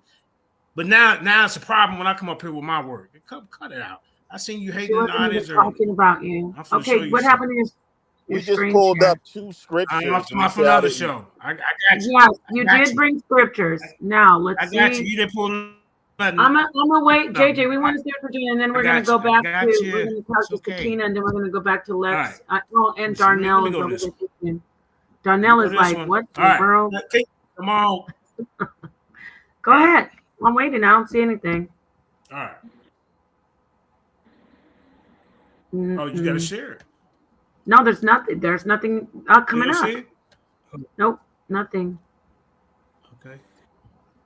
I know you don't want nothing. It's okay though. Got it. Let me show you what this guy. See, this guy don't know. See, and then you said that you said earlier that Jesus wasn't even in the Old Testament. So how are you usurping, Lex? I heard you say that on All another right. show. Okay, let's see what you got Yeah, here. you didn't think I heard that? Now, can you see my screen? Yes. You see it? Okay. Yes, we see you your Now, Gnostic I'm interpretation. not. Go All ahead. right. Now I'm gonna read it slow. I'm not gonna be setting it out. I'm gonna read it slow. I'm not gonna be animated. I'm gonna read my serious Jabari voice. Okay. Now, Gnostic interpretations, ladies and gentlemen. Gnostics have a diverse view on Jesus and the serpent. Now, the brother said that he must be the serpent and all that. No. Here goes some perspectives, some Gnostic perspectives, said to Phoenix. Ophite Gnosticism, right? Jesus and the serpent are associated, but not, the key word is equated. Let me go to the next interpretation. Valentinian Gnosticism. See, they ain't gonna tell you there's more than one different version of this. You know, Jesus is a divine redeemer, separate from the serpent. All right, y'all want to see some more? Here we go. Scythian Gnosticism. Jesus is connected to Seth, Adam's son. Uh-oh. I thought he was the serpent. All right, let's keep it going. Now, common Gnostic themes, Ascent to Phoenix, since you say they're going to go out the door. I don't know Can why you you say please that. leave her Every time I alone, come up here, I please? got sources. Well, she shouldn't have said what she said. Now, she going to know better. Next time, She just wasn't be talking about quiet, you, but Ascent to keep Phoenix. going. This is Now, good. I dualism. want to get this out. You just like Legs. You want people. Okay, you keep just like you keep. Why is you interrupting me? You gave me the floor. I don't get it. Excuse me. I can't be me. This is me. This is how I do No, mine. This I'm is how you do saying your I think we're information. lagging. I said go ahead. I'm saying go ahead. I got to switch it up now. You want me to go fast or slow? How you want me to do it? No, I just want you to Dualism. stay on pace. You just want me to just to read regular and be dull and boring to the audience. Okay. Dualism. Good versus evil. Light versus darkness. Gnosis. See, I got to change my style when I come over here. Secret knowledge for salvation. Aeons, divine realms and imitations. Look. These are biblical references. Genesis 3, serpent. John 1:14, Jesus is logos. 1 Corinthians, testing and temptation. Scholarly resources. I got resources, buddy. I'm sorry, I was being mean. The Gnostic Gospels, Elaine Pagels. I got two more I want to show you. I'm gonna go take a shower and holler at my queen. The Nag Hammadi Library, James Robertson. Gnosticism, New Light, and Ancient Tradition. The Gospel of all this Gospel of Thomas and Philip and the Pocket from the John. All these were made after all. You see what I'm saying? 120 years later. But as you can see, there's different versions. It says Jesus and the serpents are not associated in the Ophite. Then you got the Valentinian Gnosticism. Jesus is a divine redeemer. He's not a serpent, separate from the serpent. You see that, y'all? See, Lex don't know nothing about this. He just think he know. But let me show you one more. I don't want to hurt no Lex feelings. Watch this. All right. Gnostic perspective on Jesus and the demiurge. Now we kind of, me and Lex is kind of all right on this one. Jesus is often seen as opposing the demiurge, the false god or creator of the material world. We do agree on that. Key principles is contrast between good spirit and evil matter. So me and him and I do agree on that, but we do not agree that Jesus was a serpent because they don't teach that. I just showed y'all 3 different versions of Gnosticism, and they don't say that. But I'm gonna speed through here, because I'm gonna go do a presentation on the House of Conscience about this. Hold up. Let me show you one more. Yeah, I'm gonna go. All right. What was this one? Biblical context. Oh yeah, this was you said Genesis 2:6-17. God instructs Adam and Eve not to eat from the tree of knowledge of good and evil. Y'all said he lied. No, he just told them to be obedient. That's all like the symbolic meaning of this is just obedience. That's to test the faith and trust. Now the serpent came in and steered him away from being obedient, but that doesn't make him Jesus Christ. How can it make him Jesus Christ when he's steering him away from what the creator is telling them to do? You see, all it is obedience. That was a test. The boundaries established to protect humanity. Moral awareness. Tree represents knowledge of brothers and sisters. The free will. I'm almost done. Look, it's almost over. I'm gonna go take my shot. Free will. Human choose obedience or disobedience. That's what the whole thing about the serpent in the garden and the temptation of Eve and Adam. That's it. That's all that is. The consequences was disobedience leads to separation from God. This is when you die, according to the biblical story. When you will surely die, you have been separated. It's a spiritual death. So then the redemption sets up a stage for Jesus to redeem the people. Jesus did not tempt Adam and Eve only to come back to redeem them. You see what I'm saying? And then you have interpretations, a literal history event, allegorical, spiritual struggle, symbolic representation of moral choices. This story was about a moral choice, ladies and gentlemen. That's all it was. But really, what the main thing I want to show Lex was this first one, and then I'm gonna go. I'm gonna reiterate that one. Hold up. I'm gonna reiterate this one, and I'm gonna go. Some Gnostic perspectives, Ophite Gnosticism, Jesus and the serpent are associated, but not equated. The Valentinian Gnosticism, Jesus is a divine redeemer, separate from the serpent. Lex. Now I'm gonna get ready to go. Then I'm gonna say this one more time. Sethium Gnosticism, Jesus is connected to who? Seth and Adam's son. The Gnostics don't teach nothing about him connected to a snake. You see, y'all gonna have to cut it. Y'all gonna have to cut out all this other stuff unless you come with sources. That's all I'm trying to tell y'all. I got a question. Gentile of goddess. Hold on, wait, hold on. What do you mean? Get myself together. A brain is a terrible thing to waste, bro. But you didn't show nothing. But you didn't show nothing. This would be pissing me off about you. Hold on, bro. No, hold on, bro. First of all, hold on, bro. You just went on. Okay, Now I'm about to respond to you, bro. See me tomorrow. Hold on, Lex. Give me a second, Lex. Give me a second, Lex. So, JJ, are you done? JJ, are you finished with your thing? Hold on. This is what he pissing me off. Hey, brother. You show them sources. You show them references. You show them peer-reviewed articles. And y'all sit here and respect Lex. He don't show nothing but his goddamn mouth. We're just listening. We're listening. We're listening. No, I'm just saying. That's because they know you're a buffoon, bro. In front of swine. You don't know what you're talking about. You don't know what you're talking about. The debate. All right, so let me respond, bro. You had your. I dare you. You ran from the debate. Please. We already said it. I still didn't fire, Lex. You ran. All right, from bro. I'm willing to set up the. I'm willing to set up the debate with you. So, but let me respond. Next week, I got a debate next week. We'll talk about next week. Jesus the serpent in the garden. I see. We'll talk about it, brother. But listen, I can do two. I see. All right. I'll see you next week, sir. Oh, well, not next week, but we'll definitely talk about it. And this is why I say a brain is a terrible thing to waste. JJ is pulling up stuff about Gnosticism, just reading it. And just like Nepal has said about it, the brother doesn't know how to think for himself. You can't learn. Like if I look up Christianity, it'll give me some basic tenets and say, "Oh, this is what Christianity about." But unless you've been a Christian for real, you really don't know what Christianity is about. You can't just read about something. And that's the importance of gnosis, means experiential knowledge. So you can't pull up no so-called just scholar and just talk about like basic outward facts and think you understand what's going on. That's stupid. You see what I'm saying? Like, And then and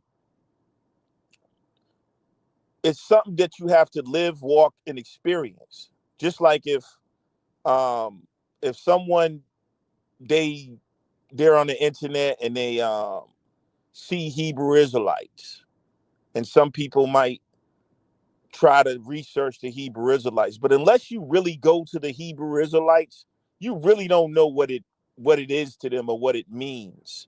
If you was to Google Black Hebrew Israelites on Wikipedia, would you get the meat of what it is? They would probably say something like, "Oh, it's a group of New Age Negroes in America, and there was this guy named William Brody who said he had a vision and that said that they was the 12 tribes of Israel." And they would give you all of that surface information, but you wouldn't really learn what it was like to be a Hebrew Israelite unless you tuned into Sarnetta TV or ISUPK or something, or what I'm saying, where you get a deeper meaning of like what these people really mean and what it really stands for and how they walk it and live it. JJ just got out of being a damn Christian. And he's telling me I don't know anything about Gnosticism because he can Google something and then um, act like he has knowledge. Bro, you just left the Bible 2 weeks ago.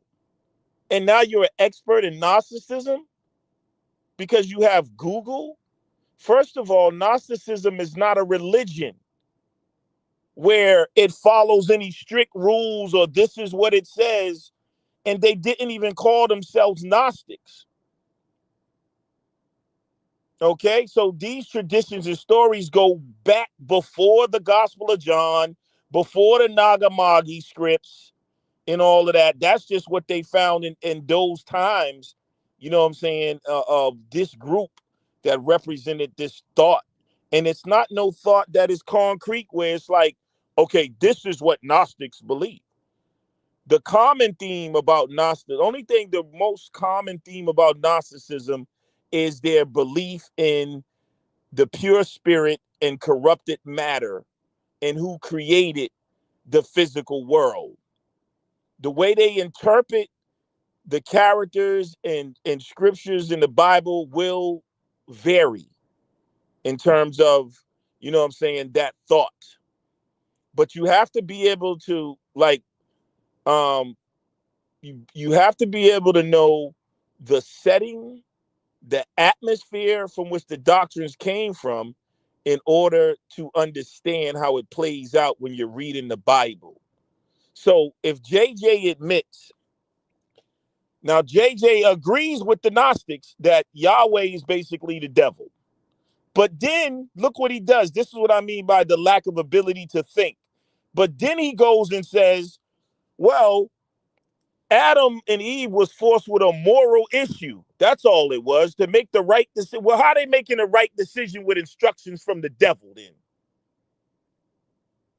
Because the moral decision would have been to reject what they was told from the devil. So this is what I mean by his confusion. Oh, it was just a moral issue to teach a lesson about right and wrong. So if Yahweh is the devil, right, then what was the real choice to make? It would be to bite the fruit, dummy. If you agree that he's the devil, then he's trying to keep something from him. He's not trying to enlighten them. And then when we go into the story, we know who's responsible because let's just say, who put the curses on man? So he said, well, Jesus didn't trick them just to come back and redeem them. Well, the serpent didn't curse man, stupid. Who cursed man with death? Who cursed man with a woman that's you're gonna have to bring forth children in pain. And you're gonna have to work with the sweat of your brow, and you're both gonna die, and blah, blah, blah. That's the curse that Jesus came to redeem people from, stupid. The curse of death, the curse of the law. What curse in the law? All those curses in the law come from where? Yahweh. See? So you don't need certain things, right? And this is what I call your brain on the Amon-Ra squad and conscious community. Pull up a source. Some things you can't just appeal to authority to a scholar. A scholar's job, right? Let me just make this clear, y'all, is to present data. I know y'all. I know this generation is so instant that y'all don't take being long-winded or whatever, but I'm about to land the plane. A scholar's job is to present data. The interpretation of the data is different. That's what they don't control.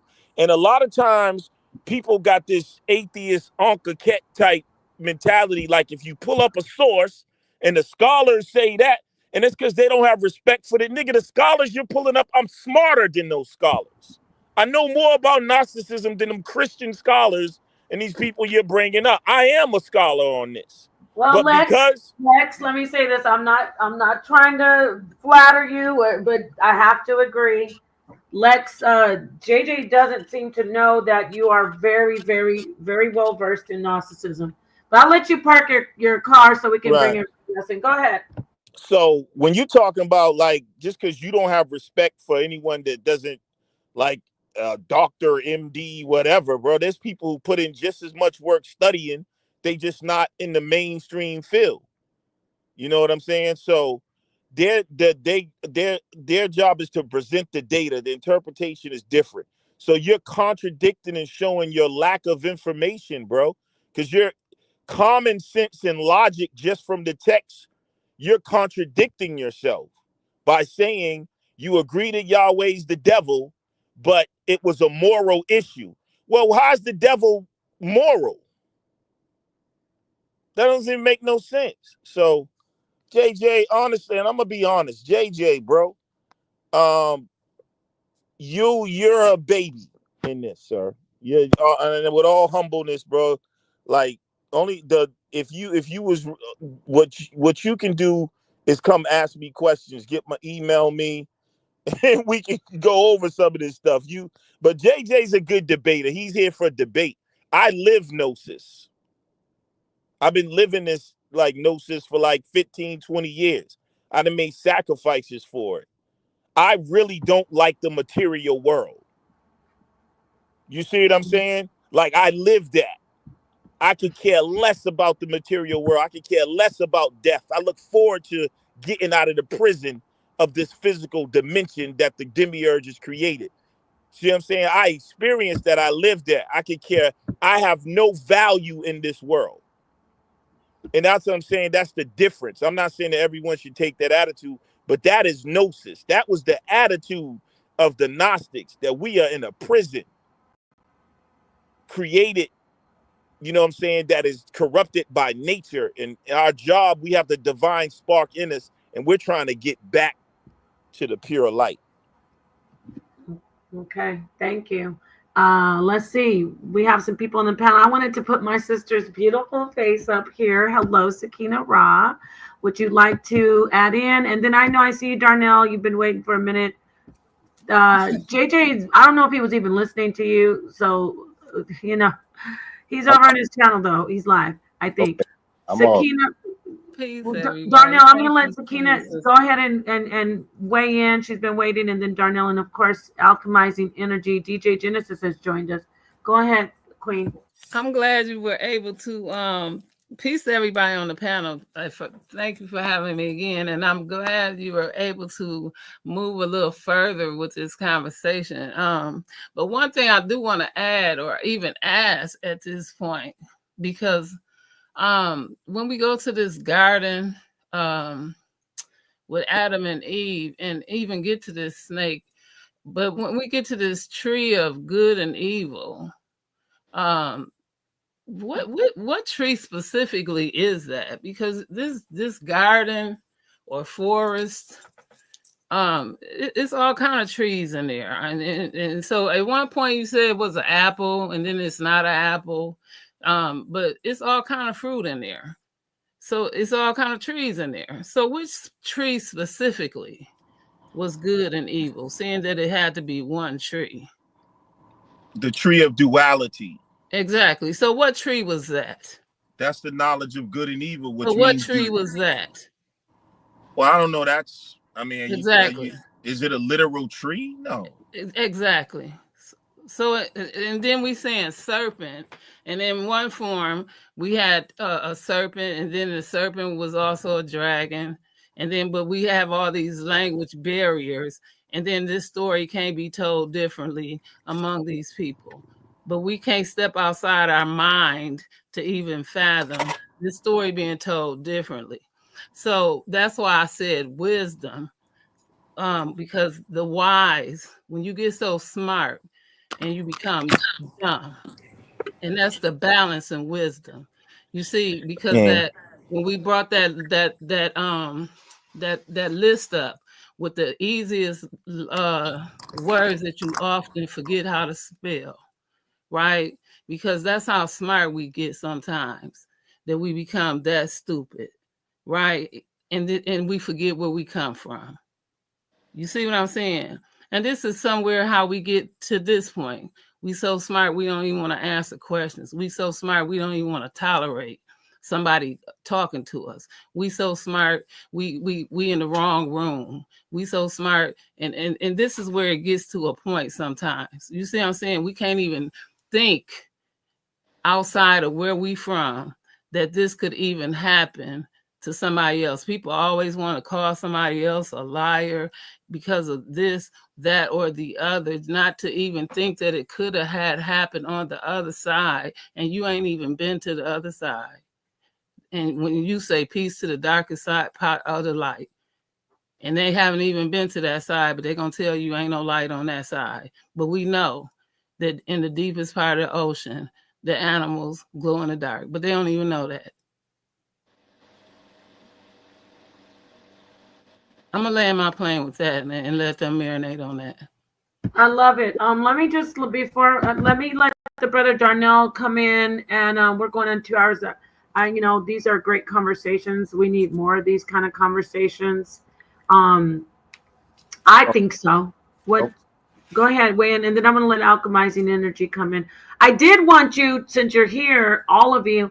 What do you think about Jesus and Satan, especially Lex? When I get around to him, Jesus and Satan being of the same council of the sons of God. I put that out there on the table. And then Darnell, you can weigh in on anything you want, including that. okay. I now see. I got a different spin on. I heard Brother Lex, and I appreciate everybody's information. I take everybody's information in under consideration. Now, I probably would come from a different perspective. I do agree that Jesus can be referred to as in an allegory way. That's what I'm speaking to, in an allegory way, as a serpent, meaning that if you go to, let's see, I got a scripture pulled up.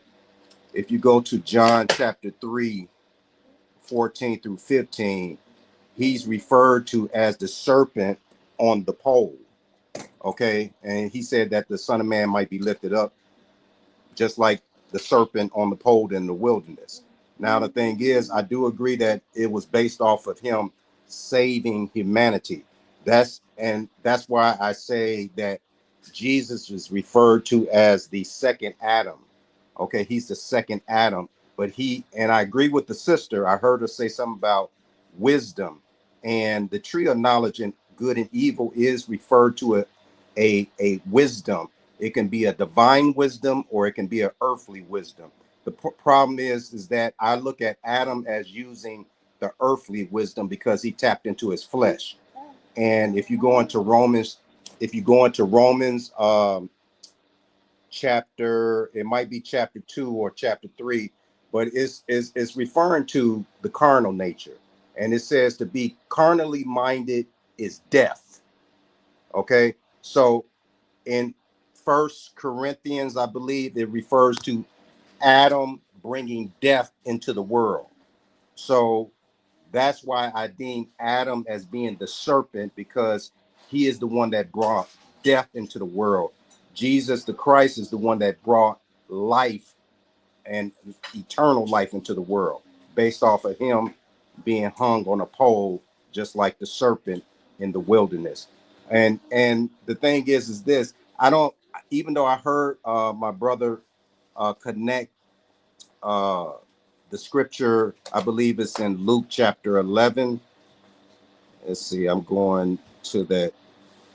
Yeah, Luke chapter 11, where it says, a son shall ask bread of any of you that is a father, will he give him a stone? Or if he asks a fish, will he give him a serpent? Now, the way I connect that is that it's talking about the children of Israel being connected to the Most High, and the Most High called Israel his firstborn son. So, from this perspective, I connected to Isaiah chapter 49, where it talks about, can a woman forget her suckling child, that she should not have compassion on the son of her womb? So, from my perspective, in my opinion, Jesus is gathering the children of Israel, just like a mother will gather her own children, even if they did bad. You know, the mother is gonna always represent mercy, right? Where the father will bring down a hammer, but the mother is always going to represent mercy. And so Jesus is showing the merciful part of God, which some of you might consider that to be the feminine nature of God. And he's trying to gather, I believe it's in Matthew chapter 17, that he said he was only sent to the lost sheep of the house of Israel. He's trying to gather the lost sheep of house of Israel by showing them mercy. So, and then also he quoted that he rather show mercy than justice. Now, if you don't listen, that's a whole nother issue. But he's trying to show mercy. That's how I connect Luke chapter 11 and 11. But Adam is the serpent, according to my understanding, because God is the one that gave him the command not to eat from the tree of knowledge of good and evil. And there is a Hebrew phrase called Yetzer Hara and Yetzer Hatov. Yetzer Hatov is being able to tap into the divine nature, you know, obeying God, divine will. Yetzer Hatov or Yetzer Hara is tapping into the flesh. That means that you have the ability either to choose to obey God, or you have the ability to choose to disobey God. And so this is based off of, you know, Jewish sources that I looked into. So it's Yetzer Hara, Yetzer Hatov, and everybody has the ability to choose to obey God or choose not to obey God. If you're choosing not to obey God, that means that you are more carnally minded, which, according to what Paul says in Romans, is death. And that's my spin on it.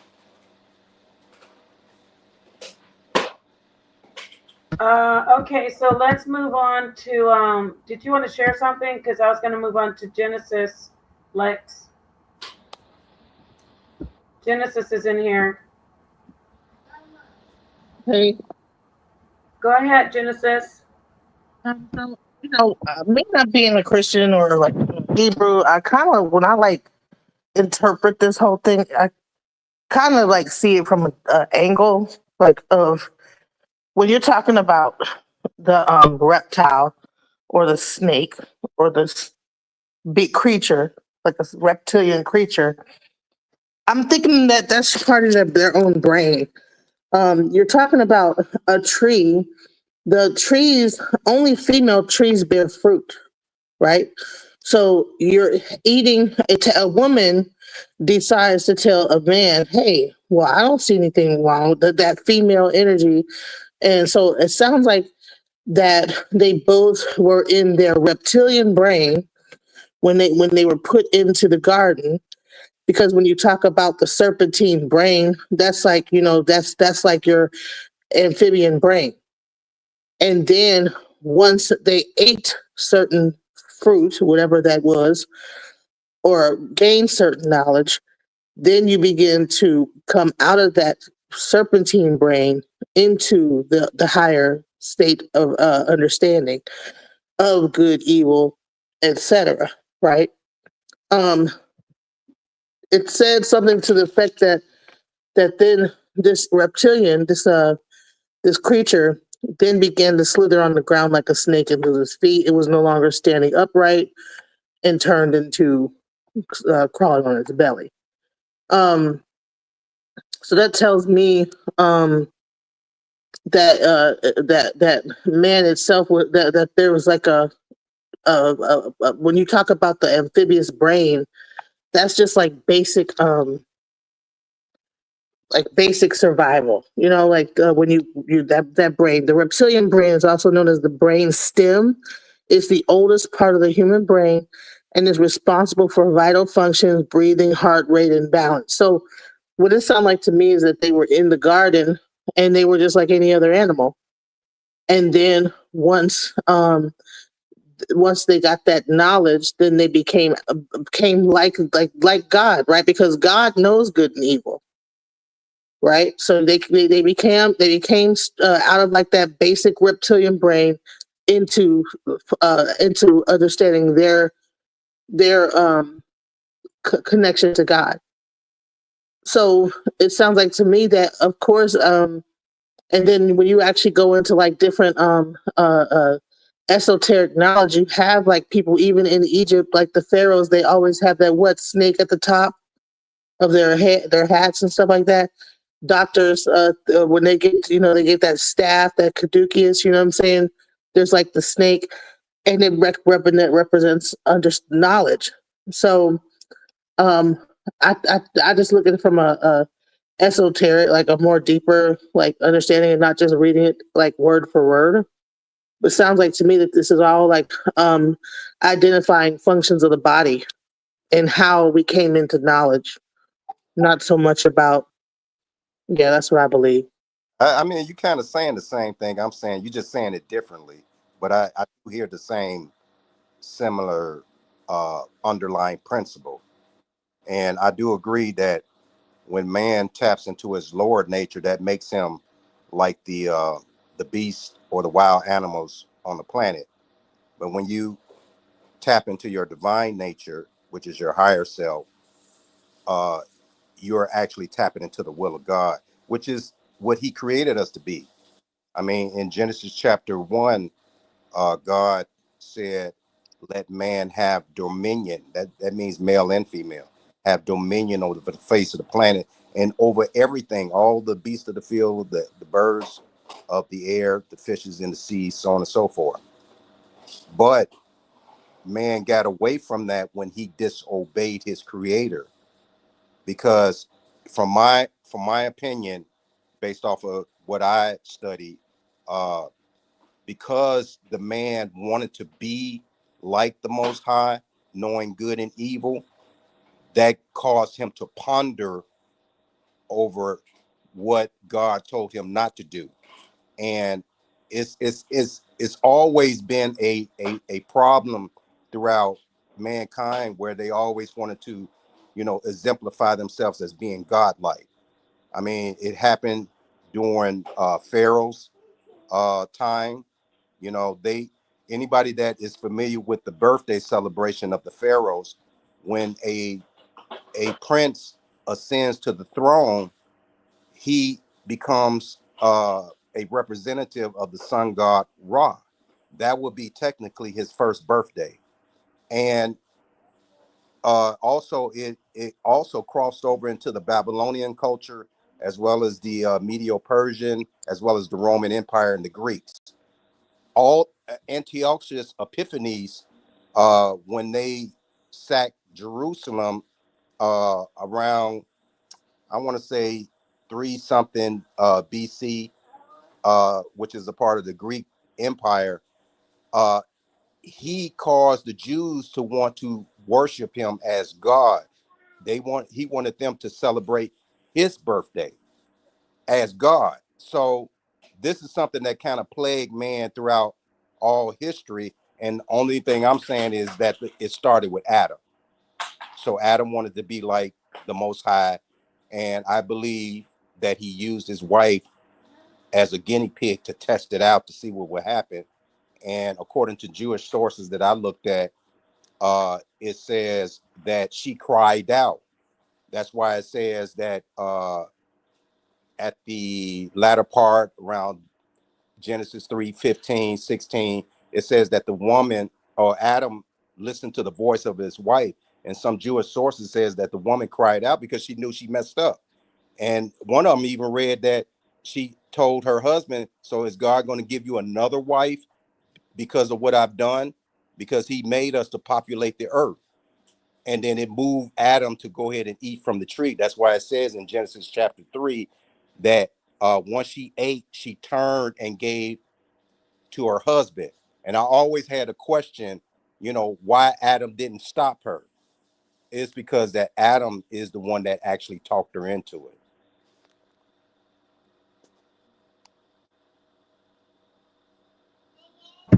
But Anybody? what if Adam and Eve are really just one person, and then there's the female and male side, and that this whole reptilian thing was it's their own brain talking to them, and convincing it to do other than what the other part of the brain is telling it to do, and so therefore it does it anyway. It becomes enlightened and aware of itself. What if this is just a story of not so much two people, but just man itself and its in its evolution, and how it starts off as a screaming, hollering being, coming out of the womb, not aware of good or evil, not aware of right or wrong, and then it seeks knowledge. It grows. It becomes older. It goes into adolescence.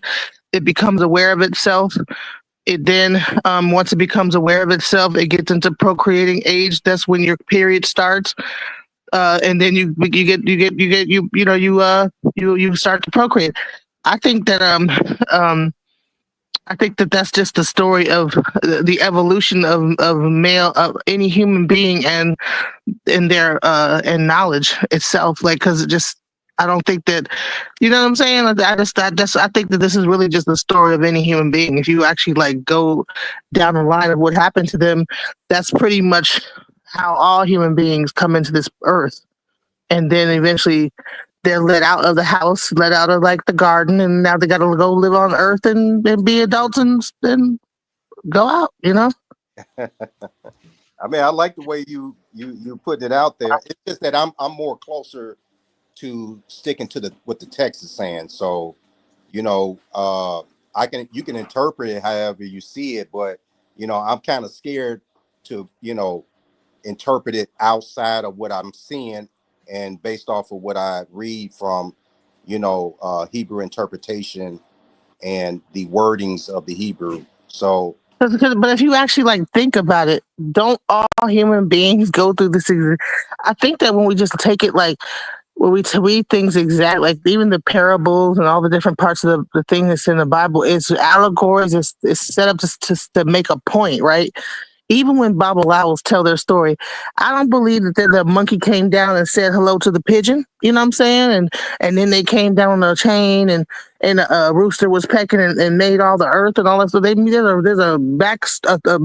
there's something deeper to the whole story that makes a point about uh, human development, so if you look at it like that, then there's no argument about Adam and Eve anymore. Now you know that this is actually about the development of human consciousness, and this happens to everyone. Same thing with the Big Bang, so the same thing that you talk about, let there be light, blah blah blah blah blah, happens when a child is being conceived, so because what happens? The sperm hits the egg, creates a spark, boom, the Big Bang, and everything multiplies over and over, and you have life.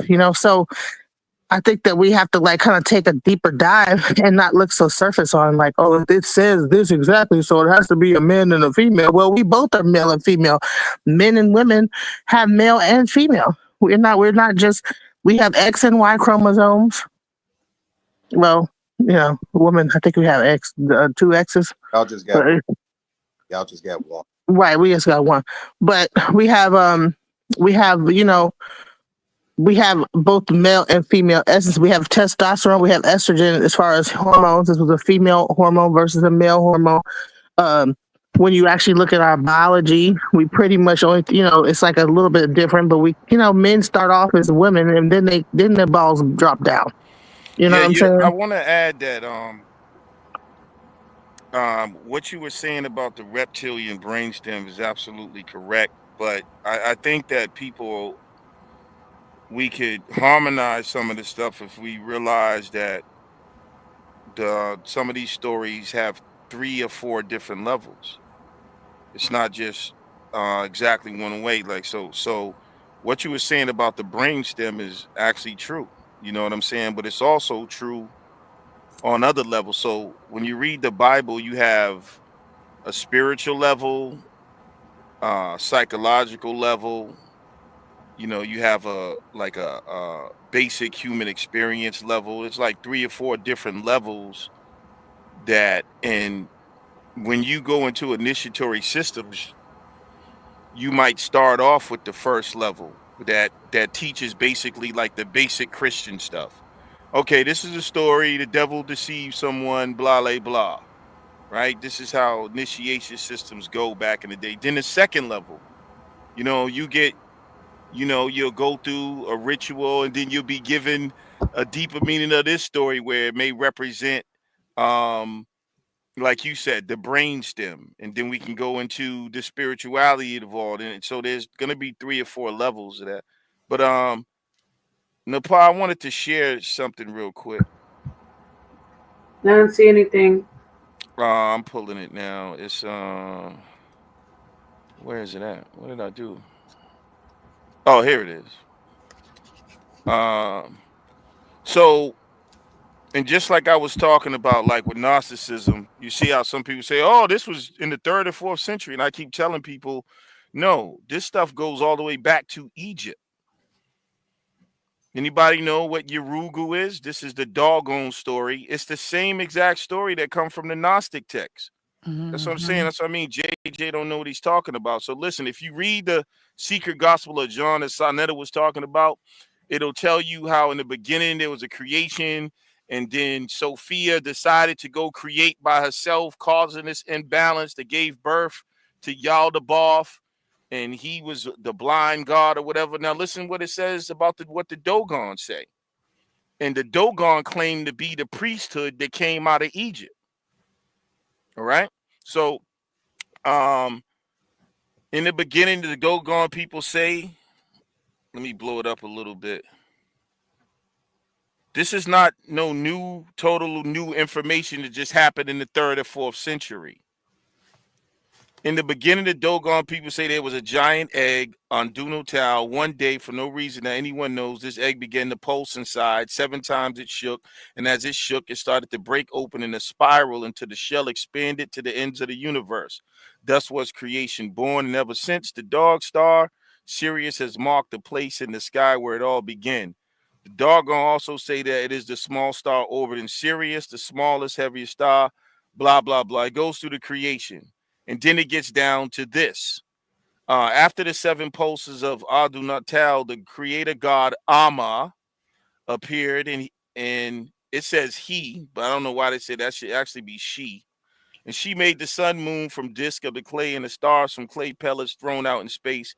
He also created spirit beings in the shape of 2 sets of male and female twins. However, something went wrong in the making of the first pair of twins. The male was born before his due time. This is the same thing, the concept of the demiurge.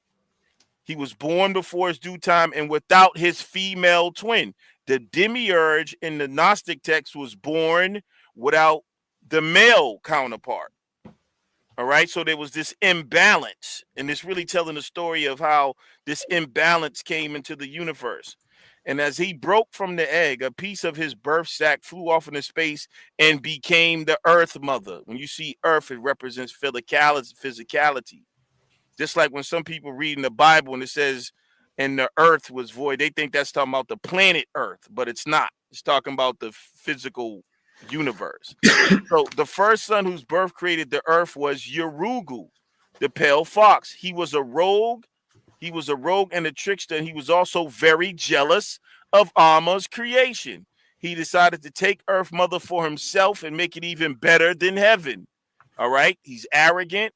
He's blind. So he fled there with Kaiser Uzi, the phonio seed, which he meant to sow in the earth.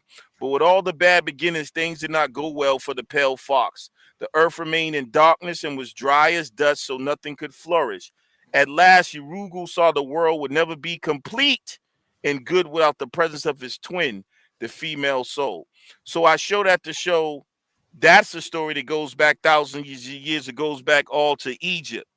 And this was the stuff that was being taught in the mystery schools way before Christianity, way before the Valentinians, way before the Sethians. We can go to Africa, if you like, and find the same story of imbalance, of an imbalanced God being born and bringing forth corrupted physical creation.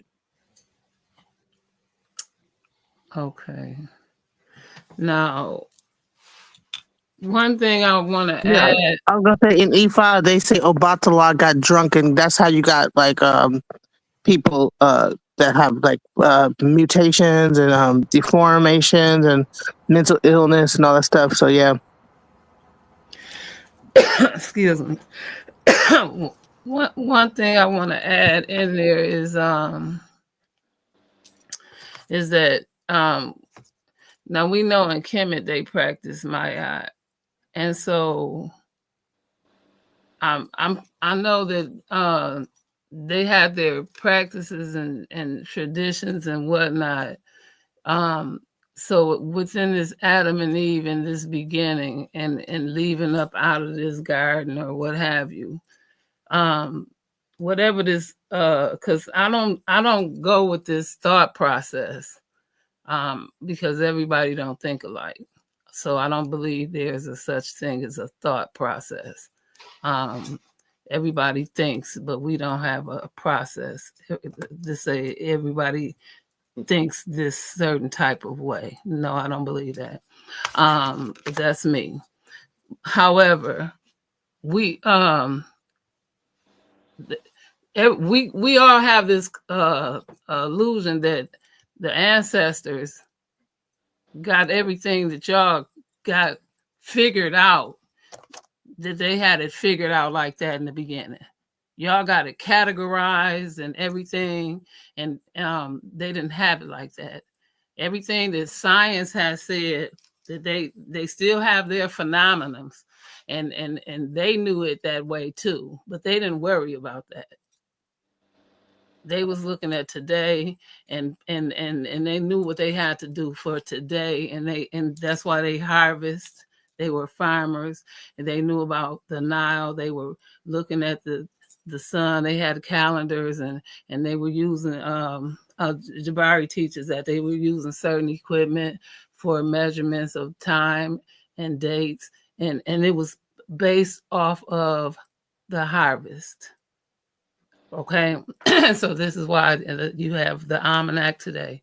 So with all of that being said, these same things is what they were doing, regardless to what religion it was for the stories to be told to the children.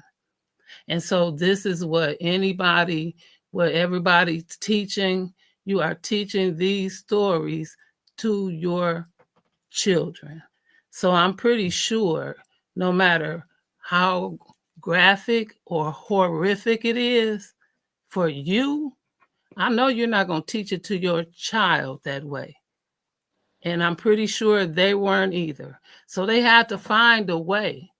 Just like somewhere in that Bible, it says you have to teach it like they 6. And if you're some kind of manager or something, even if you're not, you're a parent. You got to teach it like they're 6. These kids got to understand that. And if they don't, that's why they're running around out here mad about it. That's why some people don't understand it, because they didn't get it. Thank you, Queen. And I understand all of y'all, but we got a lot of people out here that didn't understand it. And half the time, I don't understand it myself. So I'm rocking with you, Daryl, because I heard you. You had some powerful statements. Miss DJ, you do too. Nepal, you know I'm rocking with you because I love the way you teach, and Lex, you as well. But somewhere along the line, we got to be able to look on both sides of this cup. Not just us. I'm talking about all of us. So I Right. appreciate y'all. Well, the only thing I would say is that like everybody knows. I mean, most everybody I think, and even children know the basic story of Adam and Eve, right? So I'm like, Really? okay, yeah. I mean, who? I mean, unless you are Muslim or if you're in America, I think that everybody that goes. I mean, I think that's pretty much a well-known story about Adam and Eve being in the garden. Eve bites the fruit, whatever, and then they all like they They feel like say they the make. fruit. Are they gonna say apple or they gonna say the fruit? They're gonna say apple because that's how they teach Okay, you children. understand? Apple makes it Everybody ate an easier for apple. children to understand. You know That's what I'm what we saying? saying. But everybody ate an apple. The apple they keep the doctor away. Cinderella ate an apple. Snow White ate an apple. Everybody ate an Hmm. apple. Poison apple. So are we telling the truth now? See what I'm No, saying? so So we got to get right. past the apple. We got to get That's to why. the That's why I'm saying is that we need to look as we're adults. Okay, because I believe you're right. That was probably the initial story they told just to get the story out there, give to have a basic story, Yeah, but that's what as I a was deeper saying. meaning to it. That if you actually, when you get a little older, that's when they should be teaching what's the real deeper. Let's go a little deeper into the story. Let's get past the you're the man and the woman. See, that's the woman's fault. You know, like well, we gotta get past that because both we have both male and female. We have both aspects of ourselves. So really, if you go deeper, really this is a story about you individually. You know what I'm saying? Not only We need just a much. woman tribe. Hmm? What you say? We don't need a woman tribe. A woman tribe. I thought you said that. I don't No, know. what I'm saying is that we everybody's so stuck trying to blame each other for whatever it is, and when we actually hear the story, but I think like as adults we should have been looked deeper into what the story really means, and if you actually like go deeper into it, you'll find that it's really a story about the individual, not even so much a separate like the woman and the man. It's really about the person Yes. because all persons go uh through levels of enlightenment in life. You know what I'm saying? They the parents will tell you don't do something, and then you start fooling around and messing around and finding out. All kids do that. Think about it. That's right. Yeah, that's why I say that at the end of the day, these stories, when they ultimately, for the truth seeker, they become personal experiences. They become inner experiences. So, and the surface level was for children. Come on. Honestly, it's like, and that's why I keep stressing the way that priesthoods work. You know what I'm saying? There's degrees and levels of teaching. I mean, I think you would even, I think they still do that even in like EFA or something, right? Like you go through different levels. That first, just reading the story, that's the children level. That's the, basic, yeah, like she was saying. But I think the missing piece is where we're missing that these systems were initiatory systems, just like they have when people talking about masonry. They reach the 33rd degree. Every time you go to a different degree, more information in a different aspect of the story is revealed to you. I get So it. these books were not printed by the billions in Barnes and Noble, y'all.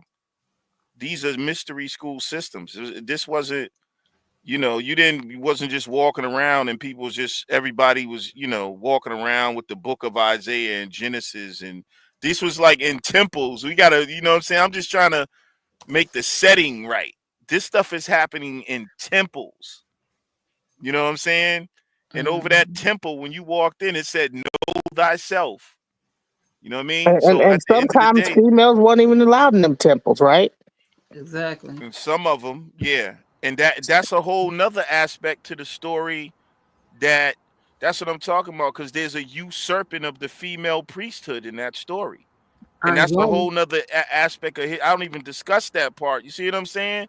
But I know about that. I was taught that in certain schools. That when you read the story of Adam and Eve, and then you see what happens after that, that the males have taken the female priesthood out of power. And there was once a beef between the female priesthood and the male priesthoods. And the males decided that they were gonna basically subjugate and knock the female priest out of power. That's a And listen, whole nother history that not many people are aware of. that's why I tried to point out that, okay, when you talk about the reptilian, the serpentine, you talk about that's also a female energy on top of the female tree. The actual the trees with fruit on it, that's a female tree. Male trees don't have fruit. So it's interesting that they ate of a female tree to get the knowledge. They could have ate some collard greens See what I'm saying? That's why when you say tree of good or and evil, what's it? They could have ate some there you go. grass. They could have they could have been chewing the cud, but they Yeah, wasn't. They grabbed some fruit. And Lex says that's the ultimate food. I was listening last time. Come yeah, on. fruit is the only true food, Right. So you in got my to pick belief. out a specific tree at this point. You can't keep just saying tree of good and evil. This is a specific tree. So right, we get into the root of things. We just can't just keep Pink Panthering it around here. We got to Sherlock Holmes some things. I tend to believe that it's a fig tree. Come on. Yeah, It could be that. yeah. Jesus made reference Man, to the come children on, of bro. Israel A as fig tree, man. Like it was Oh, like. Let him share his thought. yeah. I I just mean, man. when Jesus cursed the fig tree, Well, and before Darnell, Lex, he also says that Adam is the serpent, right? Yeah, I seen that years ago. That came from some crazy white boy on YouTube. See, I remember I know about that Adam is just I seen a video like 10 years ago. Yeah, And it I was a white interrupted. boy on YouTube that came up with that Adam is the serpent shit. Like I Well, mean, he and maybe there's an aspect, even like that's what I'm saying, like what Genesis was saying. Like there's a whole nother aspect of what's going on in the brain and just dealing with the energies of male and female, not necessarily man and woman. Because I keep reminding people feminine and masculine does not mean man and woman. right. Thank you, Darnell. Go ahead. You were saying something about the yeah, actual tree is a fig tree, though. yeah. I mean, Let him cook. within Genesis 3, they actually covered themselves with fig leaves. All right, and Right. because they actually thought God, they didn't know they was naked. Now they know they naked. And then Jesus actually cursed the fig tree, even though it was out of season. He cursed it because he was coming back and it didn't bear any fruit, but it was symbolic, hyperbolic, metaphoric language towards Israel.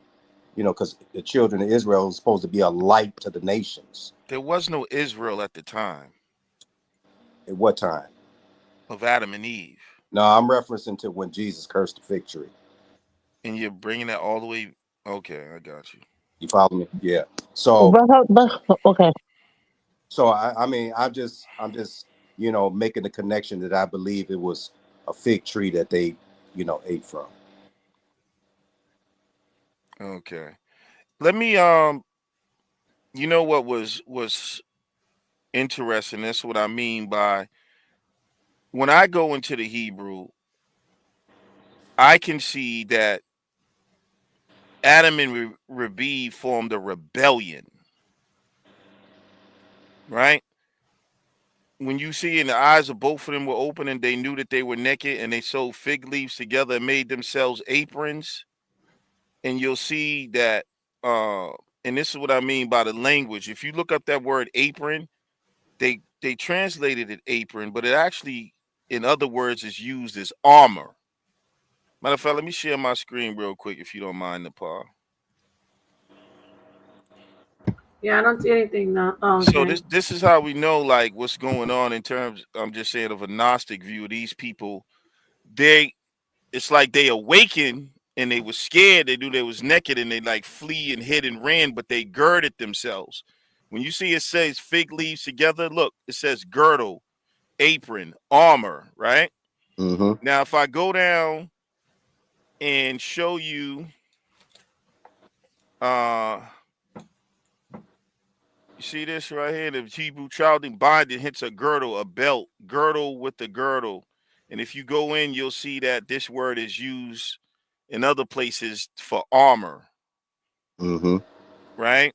Mm-hmm. So it's like they awaken realized their situation, ran and hid and let, and it's like and that's why they even talk about a rebellion. You know what I'm saying? Um, and it's seen as like a rebellion against the gods. That's part of the underlying energy that's in the story. You see, Right. they're in a prison. Like if you when you look up the word garden, they translated garden. Like let's pull up garden real quick. It's a place of delight, something like that. No, that's yeah, they say that, but it's an enclosure, bro.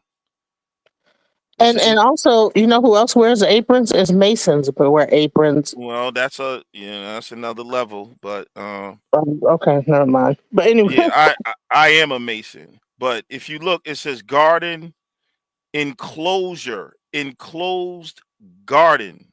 You see what I'm saying? So they translated that garden, but that's what I'm saying. If you go to other stories like the Sumerian text, it'll make sense because it was more of a closed off place, like a concentration camp that they're at.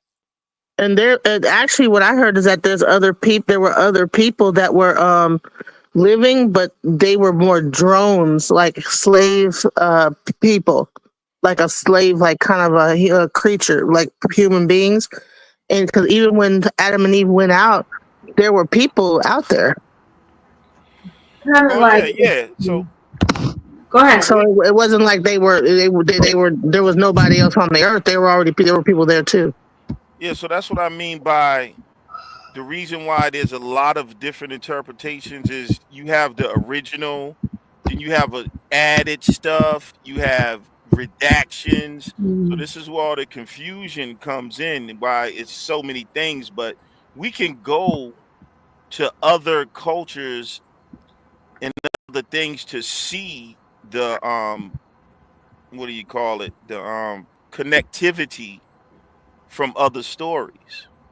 You know what I mean? And we can pay detectives and put the pieces together. But there's always going to be some confusion around these stories in the Bible because they're mixed together with a lot of other stuff. So it's like you can't say it's one thing because there's a little bit of the Sumerian stuff in there. You see what I'm saying? We got some Egyptian stuff in there, but we can go to the universal laws and the universal mythology of the stories to kind of, I believe, to make the connection.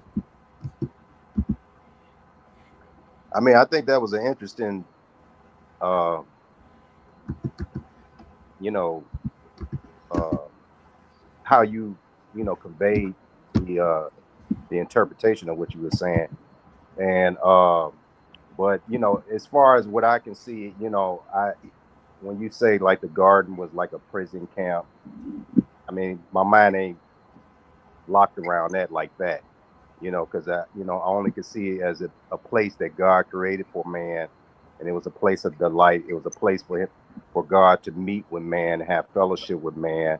Uh, to me, it represents like a temple, and just like eventually the body is represented as a temple where God can have fellowship with you as an individual. Not so much a physical building, but representation of a earthen temple, like a human being. And so, um, if you deem it as being in a prison, then I have to understand why you would deem that as being a prison. Because if I'm in torment based off of some bad decisions that I made, then I could say that's a prison. All Because right, I'm let not me having. show you. Um, so I don't know if you got my screen shared, Nepal. Have you ever heard of Inky and Lil in the Sumerian store? I was just gonna bring that up, but yeah, you're talking to like the R.I.S.E and stuff like that. You, Yeah, and how they had the woman, that there was supposed to be a situation where they had drones of people, and then they made Adam and Eve because the people that they had created were like drone. They were just all the same, and everybody was complaining because nobody. It was boring or whatever, something like that. And so Inky and Lil, um, uh, actually there was their sister, I think it was, gave birth Are you to. talking about Atra? Are you talking about the Enuma Elish Yeah, I think so. with like Tiamat, or which? Yeah, There's a couple stories, but those are Sumerian stories, like Mesopotamian stories. But but I Right. think it's good to know those stories because honestly I think that sometimes if you look at what these actual documents look like, you know what I'm saying? I think that because some of these things are just like on stones, you know. So I think that different areas had different stories that probably, if you connect the stories, answers the questions. You know what I'm saying? Right. Let Like me ask the brother. I'm sorry. Hey brother, no, you're why fine. was Adam and I'm sorry, DJ Genesis. I didn't mean to cut you off. Go ahead. Was you finished? No, she was done. She just said Oh, sorry. I said she's fine. all right. Brother, let me ask the brother. Why was Adam and Eve put in the garden? To take care of it. All right. So if you look at my screen here, um, well, before even we get to it, said there was no man to till the ground, right? Right. Genesis 2. Right. And he said, and if you go here, it says he put him in the Garden of Eden to dress it and to keep it. Mm-hmm. Now again, here the translators deceive you. The word to dress it means to work, to be a slave, bro. Literally. See this? Abad.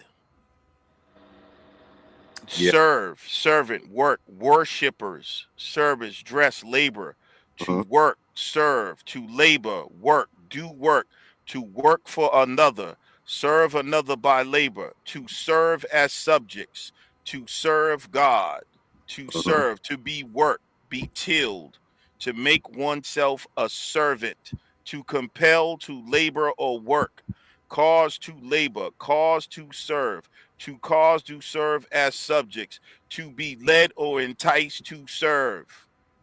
Now, brother, what usually happens here is because of the way we've been taught, we will try to make this something else.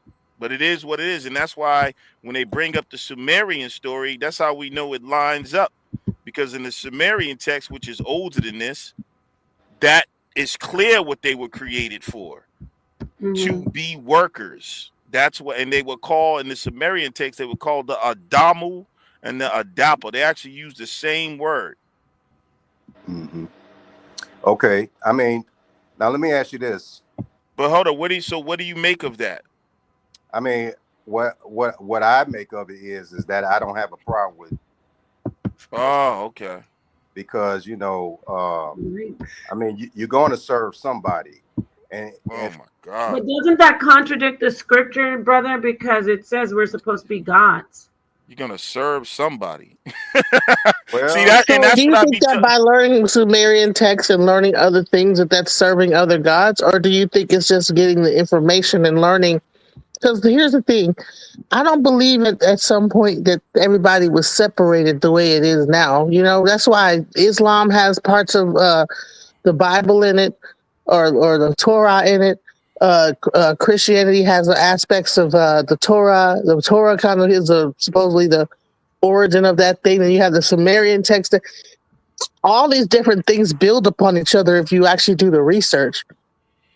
They all build upon each other. It's just that there was a group of people that decided this is going to be the books that we decide that this is the thing that we're going to go by. But really, when you say build upon each other, what's really happening is there's more information being locked away, and there's a time what Lex. I agree that there's been so much arcane information, but now, as you see, it's being unlocked, and so that's not always a good thing, but it's also something that has to happen. So when you say all these different things build on it, I don't even there's no way we're not building, because if that was the case, we wouldn't be arguing about it. Things are being locked away from you know what I mean, in Yeah, these but texts. how about we say this is that you had the New York Times, you had the Washington Post, and you had the USA Today. You know what I'm saying? one paper might have came out sooner than the other one, you know, because they all these things were oral traditions until they wrote them down. And one group of people had their paperwork on what they said was going to go. So who was that that decided that this is the paper, this should go down, write this down? You know what I'm saying?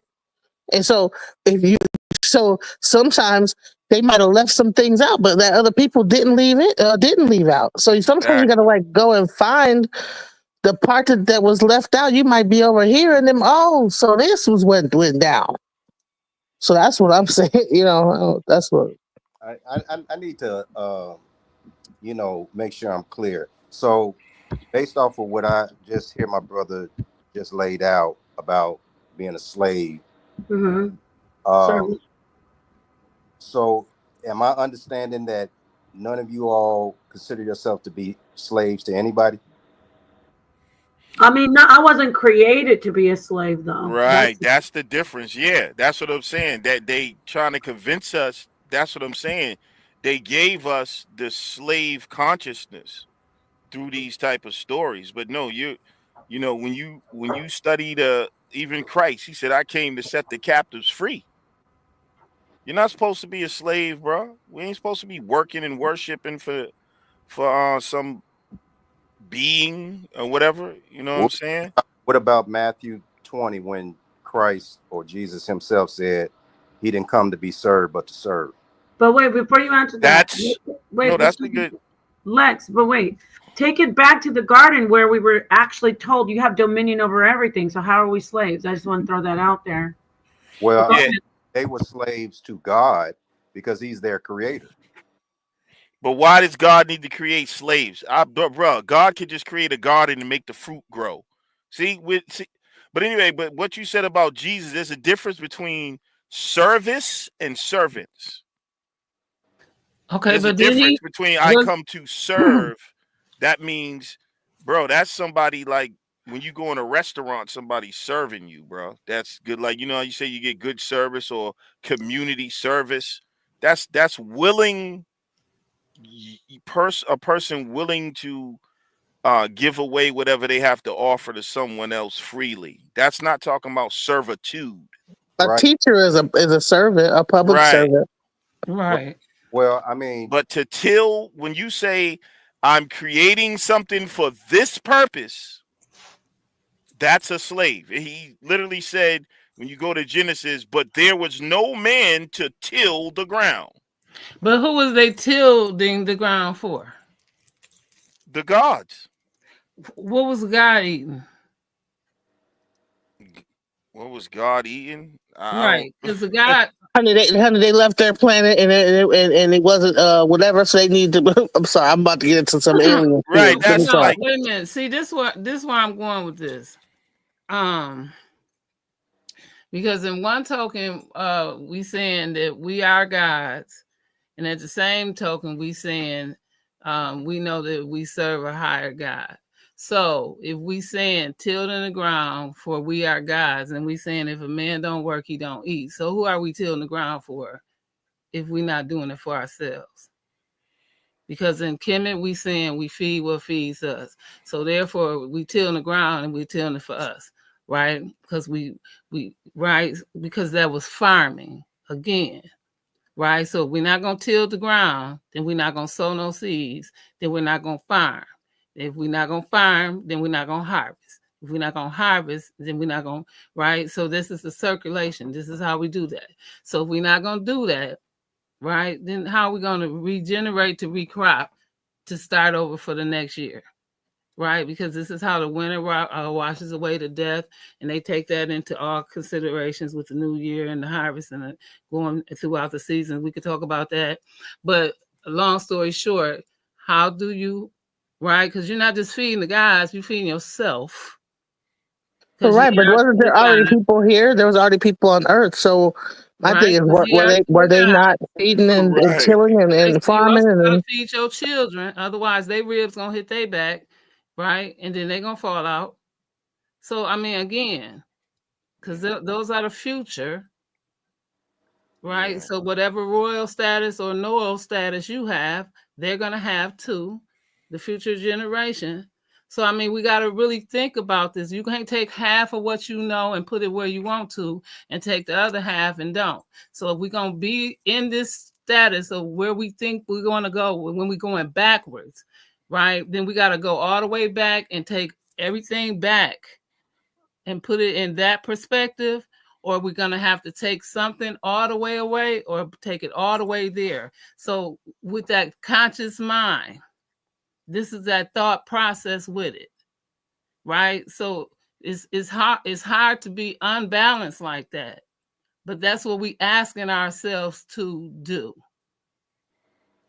Can I address something right quick? Yeah. You know, because see, in the garden story, everything was prepared for them. So they did. I mean, I didn't see nothing where it says that Adam literally had to till the ground.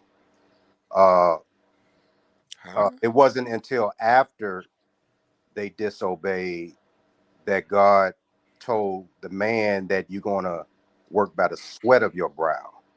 Okay, but you also had Adam saying that Adam needed a helpmate. So if he didn't have to till the ground, then he wouldn't have needed no help, right? Well, it literally says there was not a man to till the ground. That's what see, like it does say that, but when I mean, bro, what I'm saying is that when they went into that garden, God instructed that you can freely eat from any tree in the garden. So where was the tilling coming from the man? He didn't have to sow no seeds. He didn't have to break up no ground. He didn't have to do no agriculture work. He was just put in the garden to take care of it and protect it. Well, I imagine if you're gonna live anywhere, you're gonna have to like kind of break things down to live somewhere where there's a whole forest going on. But yeah, you just ignored like part of this to the scripture just to believe something. No, I didn't. Like it literally says there was no man to till the ground, and I hear what you're saying, but this is what I mean about religion. Like you just gonna ignore that part. So what did it mean by there was no man to till the ground? It was no man to till the ground. That's how I take it. To make it habitable. So make it habitable, to make it livable. So that means that they had to till the ground, brother. I mean, Adam was the man, and she was a helpmate. So what are we saying here? This is what I'm talking about right here. Okay. So. But can we do that? Can I jump in real quick? Let's do this. Let's get back. No, let's get back to where it's we're not just even saying actual literal working the earth.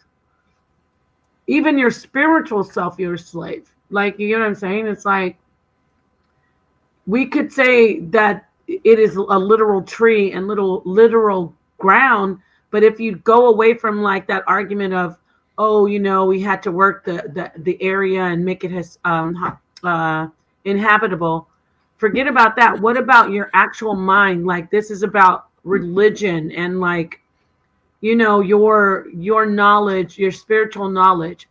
You are giving yourself over. Put it this. Okay, give me a minute. Okay, Aleister Crowley, and before him, the Hellfire group. They said, "Do as thou wilt." Right. That's the same thing. You've never heard "Do as thou wilt"? Yeah, the full quote. And I don't want to. I'm just being. No, do the whole quote. Just because people do this all the time, but it. No, I know it's a full quote, but if you want to. Yeah, I don't mean to interrupt, but say it because I want to make a point. But you can do it thou will under love. But yeah, go ahead. Okay, under love, got it. So, but we can say "do as thou wilt" under love. But the Hellfire group didn't say under love. Where Benjamin Franklin, maybe Aleister Crowley did. But the original group, the Hellfire group, said "do as thou wilt." I don't want to get off on that argument. My point is, it's the same concept of the Elohim telling them, you can do whatever you want. You can have from any tree you want until you decide to get that knowledge of good and evil and be a god. Then you can't do it anymore. You get what I'm saying? It's like, so that's where you're the slave. You stay Ain't that what we teach our kids, though, Nepal? You can do everything. When you turn 18, you got to get up on my. I'm just messing around. When you turn 18, because you trying to come against me, you're gonna have to get on up out my house and go be an adult. Yeah. You too Ain't that long. what we tell our kids, right? No, it's like you're telling them you can do whatever you want until you actually want to be free and you don't want to serve me anymore. Then it's a problem. Then I'm going to really uh, turn it up on you. Because really, in the story, that yeah, they were already planning on.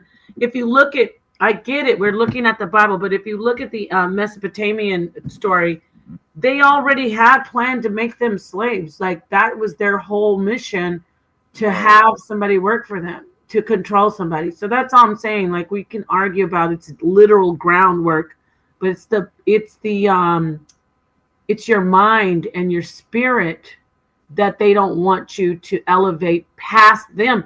They don't even, it says, oh, then they're going to reach out and they're going to be just like us and live forever. They don't want that. Meaning, whatever you want to call it, I'm still not into the whole demiurge thing, but You know what's definitely even deeper? You know that there's that. adversaries, I guess, some of them. Anyway, I just wanted to add my piece because y'all were going off into literal tilling the ground. But you know, like even deeper, what didn't a part of our DNA? Didn't they say that there's like a telomere in our DNA that got removed that they could see like it's missing that used to be there? That's an you're talking about the mission. You're talking about the DNA between chimps and humans. Let's Even no, the humans like that, we actually were higher. Whatever this missing part would have made us even more advanced. But when they capped it off, it made us live even longer. But it was almost like a capping being put on our DNA to make us like only live a certain amount of time and all this Call other it stuff. telomeres. Telomeres. Yeah, so it sounds like a science experiment to me. I don't know. I'm about to get weird, y'all. It's So, late. so Yeah, I you, mean there's an aspect of that going on too. But has anyone ever watched a documentary about a Thelema Society called The Secret of the Garden? It was a pretty good one. You know what I'm saying? Because mm-mm. there's also, and they brought in the whole thing of the sexual aspect of this. No, I Hmm. Like never this, watched it. so this is happening. So there's a whole nother aspect of this because at the end of the day, right, you know, the highest aspect is the Bible's supposed to be a spiritual book. So ultimately, the principles are spiritual, but they have their physical side and you know other sides. From the spiritual aspect, the Garden of Eden wasn't even on the earth plane. This is a whole different plane of existence before we fell into this plane. And the temptation of Adam and Eve, and this is in other schools and thoughts, was actually the sexual act itself, where they start to become more dense and physical. And so the temptation is the physicality of it all. You know what I'm saying? It's like almost how you're seduced by something. And so it was like that sexual energy that they was being warned about was actually the act of sex. Because at one point it was said that man and woman only did this among with um, guidance from the gods, and so to say. But they decided to engage in this type of stuff on itself, and so then you can see the basically the fall from the spiritual realm more into the physical. That's why when you look at the curses, they're basically all things that we do naturally, just being physical. Like, I remember Dr. Ben used to say, show me a woman, any female on the planet that doesn't have pain during birth. That's really, they say it's a curse, but that's just the curse must just be being physical and flesh. You have a baby, you're going to bring forth in pain. And name me a person that doesn't have to work these days, you know what I'm saying, to eat or to survive. That's just like a physical trait. You know what I mean? And so we're kind of being engaging, tempted in one realm and like looking at this temptation of the physical world on another realm, and something's like, yo, I'm telling you, it looks nice, all that Vegas stuff, the earth realm, sex, the orgasm. I know it looks exciting, but trust me, you don't want to go there. And so, but then they engage in physicality. And that's just a whole nother, you know what I'm saying, story to it. That's why I say it has many different levels. I agree with you. Um, in the aspect that most human beings are more in tune with their flesh than with their spiritual mind.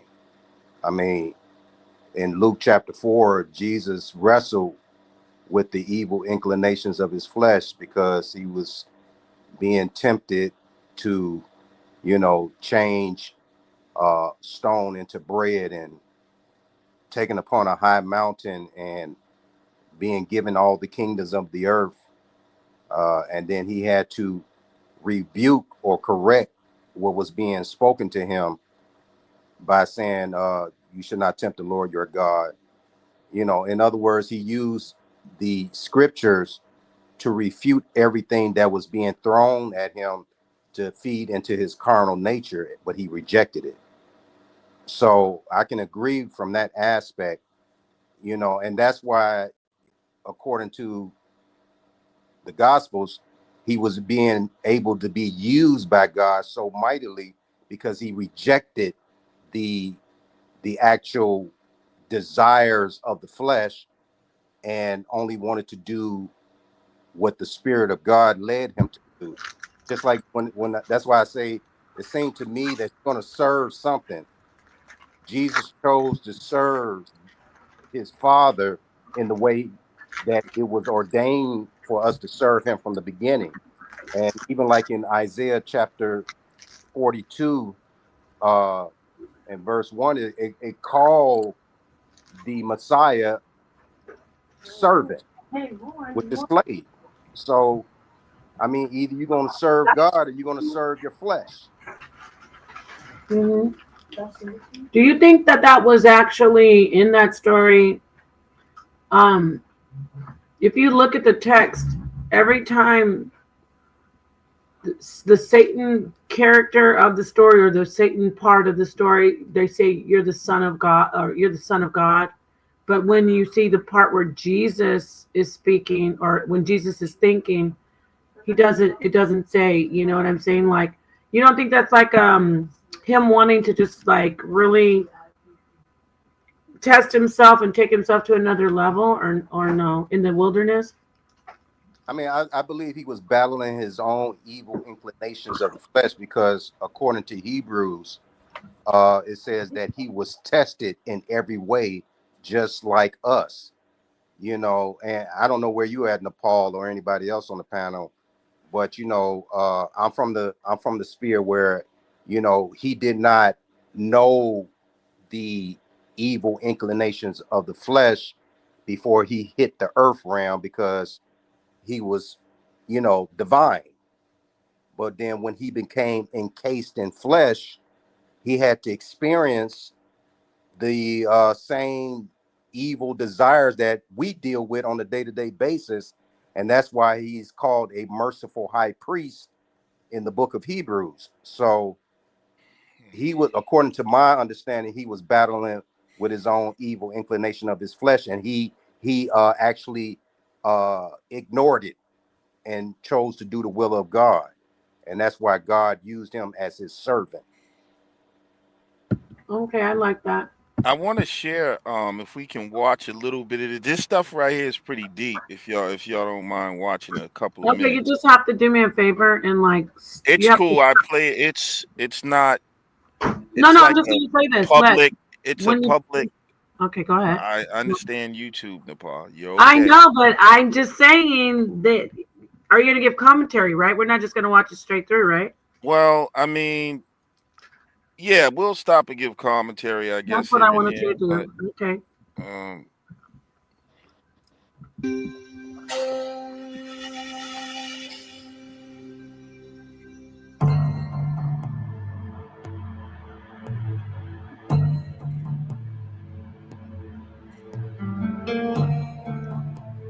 So a lot of people, like, for instance, so they're saying the Arcanum. So in some societies, when they hear Noah's Ark, Ark is short for Arcanum, right?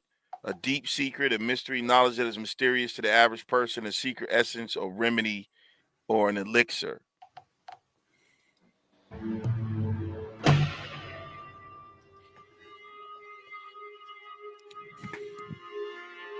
We fast forward.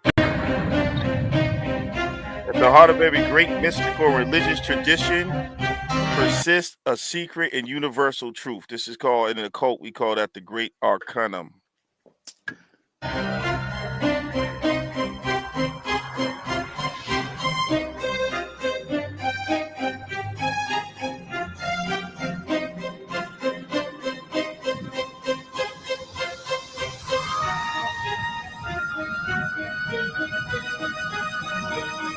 So you see here, just talking about the mysteries. Mysteries have remained a hidden legacy veiled behind mystical stories and the world's inheritance of art and literature. But I want y'all to see how they break down the Adam and Eve story. It's interesting. It's kind of deep.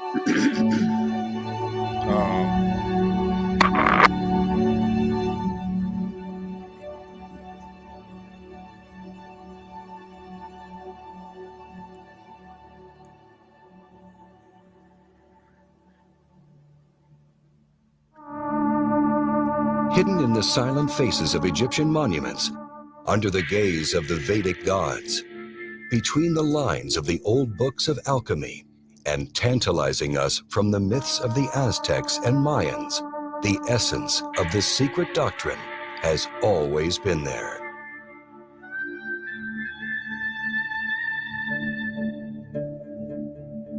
Throughout the history of humanity, only the elect few were initiated into the mysteries of this great universal truth. And those few guided the rest of humanity and gave them the outward symbols of that truth as guidance. For the Great Arcanum, the secret of secrets, was fiercely protected and offered only to those who had proven their moral purity and trustworthiness. But as humanity degenerated into barbarism and cruelty, the divine knowledge went underground to survive in isolated pockets around the world. For many centuries, the Great Arcanum has been beckoning to humanity from behind the stories and myths that veil it. The knowledge it delivers is universal and applies to all true religions and mystical traditions. Whether it is the serpent of Adam and Eve from the Judeo-Christian tradition, the winged serpent of Quetzalcoatl from the Aztec tradition, the serpents climbing the caduceus of the Greek god Hermes, or the serpents of the Hindu or Buddhist traditions, all these symbols contain the same teaching. Lex, how long is this? And that's what I was saying about all these things. Got the same teachers underlining for the mystics. They all are telling the same story. But At long last, after centuries of darkness and ignorance, the time has come for this hidden doctrine to be revealed.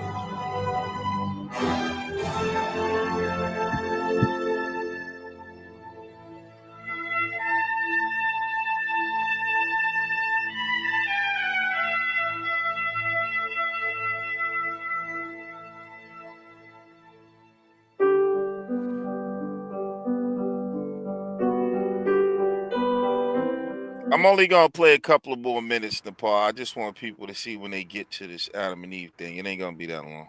All right. All religions are precious jewels on the golden string of divinity.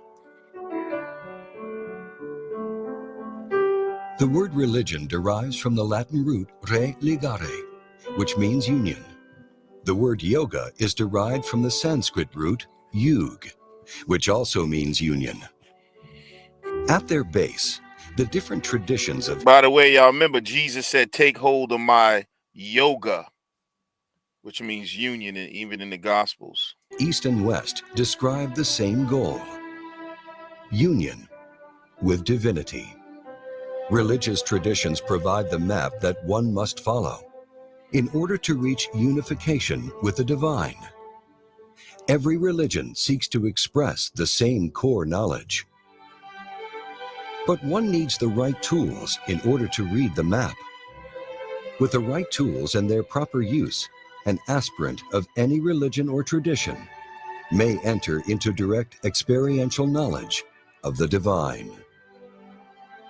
It can be seen then that there is truly one science, one path, but appearing with different names and faces. For narrow is the gate, and straitened the way that leads to life, and they are few who find it. In Greek, the narrow path is called gnosis, which means knowledge. In Hebrew, the same narrow path is called da'at, which also means knowledge.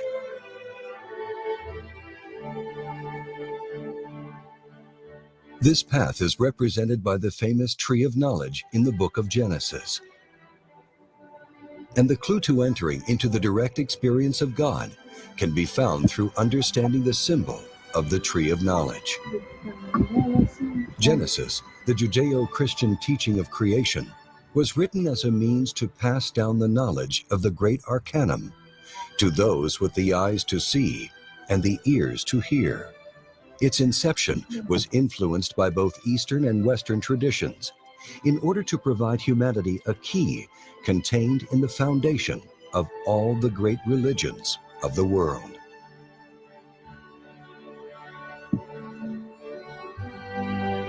Okay, you don't deposit. All right, let me fast forward it to the. No, it's just you got to do some commentary. YouTube is about to cut the whole stream off. I'm not trying to sound panicky, but I am kind of nervous because I don't want them to cut the stream off. Yeah. As long as you pause it and do a couple words and then keep it going. Yeah. Yeah, so y'all see, it's basically saying it's a lot of the same stuff we've been saying, that there's a common thread to all these religions, and there's been a hidden meaning of all these things that went underground, whatever. So. The Old Testament, or Tanakh, outwardly appears to be basic spiritual instruction in the form of stories and histories. Yet in truth, it is a vehicle of the secret knowledge. To better understand the origins of the Judeo-Christian tradition of Genesis, it is necessary to take a brief look at the life of the author, Moses. Although of Jewish lineage, Moses was raised to be an Egyptian pharaoh and was trained in not only the hidden wisdom of Egypt, but also that of his native Judaism. The civilization of ancient Egypt is among the longest lasting in the history of humanity and an accepted custodian of immense knowledge in the ancient world. Judaism was directly influenced by two of the oldest civilizations on record, those of Sumeria and Babylonia, civilizations famous for their mystery schools. Schooled in the hidden teachings of these ancient traditions, Moses wrote the first 5 books of the Bible in Hebrew and in code, as was the tradition. Thus, every story and name contained within the books of Moses hides a deeper meaning. As it says in the mystical Hebrew book, the Zohar, The narratives of the doctrine are its cloak. The simple And the Zohar is something that Hebrews really need to read, yo. I'm telling you, it would open up a lot. But you see, it says, and this is what I was explaining. I think who was it the other day? I think it was Yara Judah. The narratives of the doctrine are its cloak. The simple look only at the garment, that is, upon the narrative of the doctrine. More they know not. The instructed, however, see not merely the cloak, but what the cloak covers. That's what Genesis was talking about earlier, right? look only at the garment, that is, upon the narrative of the doctrine. More they know not. The instructed, however, see not merely the cloak, but what the cloak covers. the Bible is symbolic. The characters and events of the Bible are a cloak that veils the real message. This inner knowledge has been hidden, or in the case of Christianity, rejected entirely. The Bible, like all great religious books, has been interpreted literally. Even Jesus of Nazareth taught both a public and a secret doctrine. To you it hath been given to know the secrets of the reign of the heavens, and to these it hath not been given. Those who received the secret teaching were persecuted and forced to take the knowledge underground. As a result, the modern church has inherited merely the cloak. In addition, the Bible has undergone repeated editing by those without any knowledge of its secrets.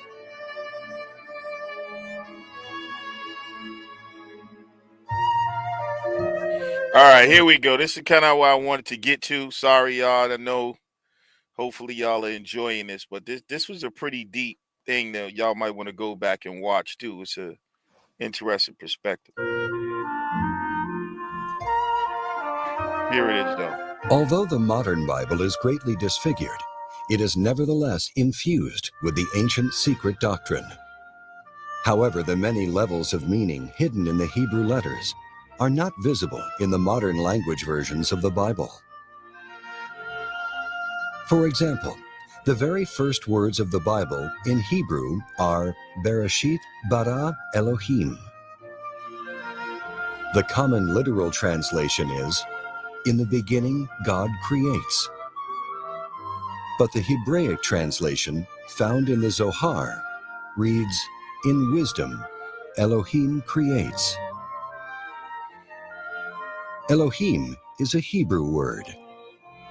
The root El is Hebrew for God and is masculine. The feminine form of El is Eloah, which means goddess. Elohim is plural, thus meaning gods and goddesses, male, female. Male and female. In contrast to the familiar image of a bearded old man, God is established in the first three words of the Bible as androgynous, containing both male. Now, here's where things are going to get murky for some people, because when people hear androgyny, they always go to homosexuality or something silly. But the symbolism is more about this completion. You know what I'm saying? Male and female, this is before duality. They're about to get into that, but I just want to clear it because I know how some Negroes get. They like Judah Nazareth. Oh, you're Baphomet androgyny. You're gay. Or so, you know what I'm saying? Like, but check it out. And female.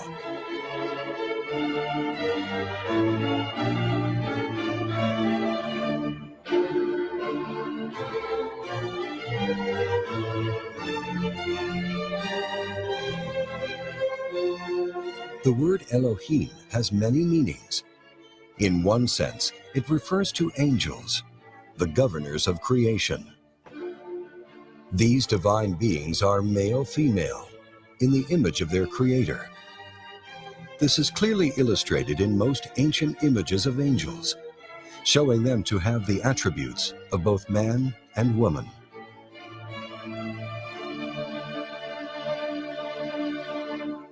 In the Bible, the angel who oversaw the creation of humanity is called Jehovah Elohim. Jehovah Elohim formed man from the dust of the earth. He blew into his nostrils the breath of life, and man became a living being. Jehovah is another important name of God, not to be confused with Javeh. The name Jehovah, or Jehovah, is comprised of four Hebrew letters: Yod, He, Vav, He. Yod, or Yah, can be translated as male or phallus. And this is where, getting into the Hebrew letters, become a little bit more important to the Bible too. You know what I'm saying? To be able to see stuff like, the male and female aspect and the balance of things. But they do a good job of breaking this down. But they're about to get into the Adam. Just give it a couple of more minutes. I know this is long, but. Adam, Heva or Heve is female, mother or uterus, Eve. Even the name Jehovah contains both masculine and feminine forces. God created man in his own image. In the image of Elohim created he them. Male and female created he them. Right. So we see the first creation, and this is what I was talking about with you can see this split. They're gonna get into that. The first Adam was created male and female, balanced. This is like, you know what I'm saying? But anyway, let's get into it. I want to hurry up and get through this. The Elohim, the angel Jehovah, formed man in his image, androgynous. And so, as recorded in the esoteric heart of all great religions, humanity, symbolized by Adam, was once androgynous, containing both male and female. That's I remember a lot of people trip off that. I remember the Nuwabians used to teach this. You know what I'm saying? That in the beginning, that, you know what I'm saying, that basically we was androgynous, you know what I'm saying, like a hermaphrodite, that man had both sexes. But this is more speaking on the spiritual realm in terms of being a complete being, but it's about the end.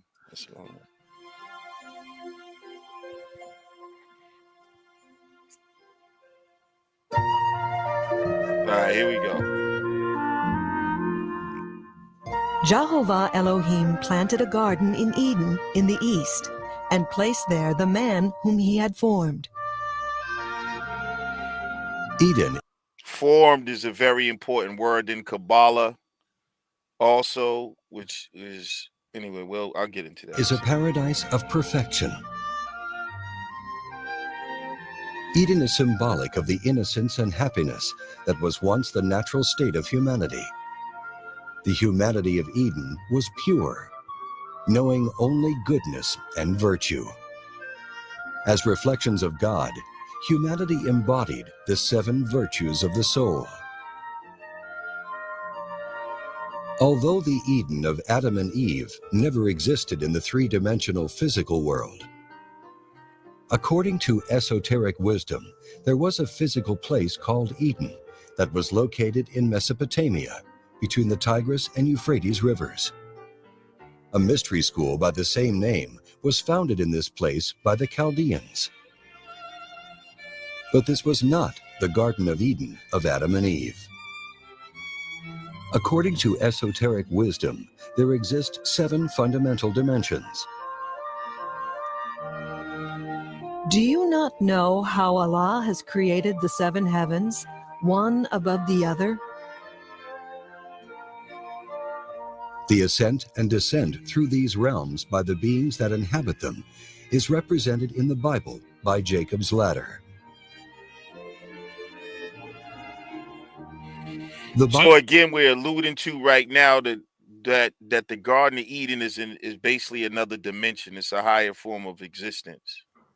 The Bible states that when Jehovah Elohim created Adam, he placed Adam in the Garden of Eden. Esoteric wisdom states that this is the 4th dimension, the world of vital energy. In Hebrew, it is called Yesod, which means the foundation. Thus, the androgynous ancestor of humanity existed in a more subtle level of. And this is why I say, to some degree, the reason why some Hebrews are totally lost, because they reject the Jewish people, you know, and all their traditions and all the commentary that basically clears up a lot of the stuff that's in the Bible through what's called the Kabbalah and the Zohar. But that's another story. Nature. That is why modern anthropologists know nothing about our true origins. Though happy in its innocence, humanity, as symbolized by Adam, needed to grow spiritually. Thus Eve was separated from the body of Adam. Jehovah Elohim took one of the hermaphrodite man's ribs, then closed up the flesh. Then Jehovah Elohim made a woman from the rib he had taken out of the hermaphrodite man. She shall be called woman, for she was taken out of the man. This process of separation, presented symbolically in the Bible, was gradual. The human hermaphrodite was separated into two sexes, male and female. And that's what that Star of David represents, y'all. Y'all know that, right? You see the, Yeah. this Mhm. sign going down, this sign going up is the combination of the male and female. So that they may see themselves better, to know themselves. Since that time, man and woman have sought to reclaim their missing unity, which is the root of the craving for sexual connection. For this reason, a man will leave his father and mother and be united to his wife, and they shall be one flesh. Mm.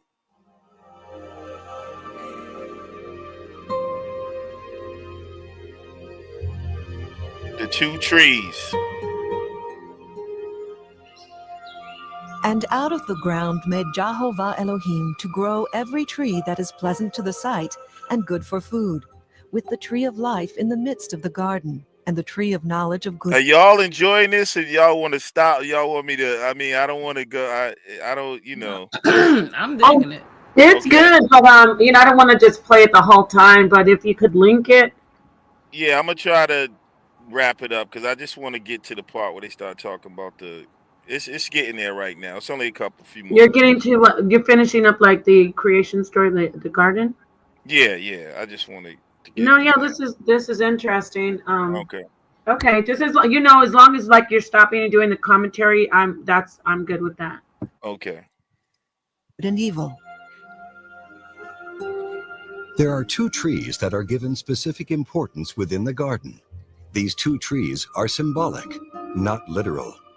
The tree of life is an ancient symbol that is universal in meaning and is found in all the cultures that have held the esoteric knowledge. This is the same tree that Moses found burning on Mount Sinai.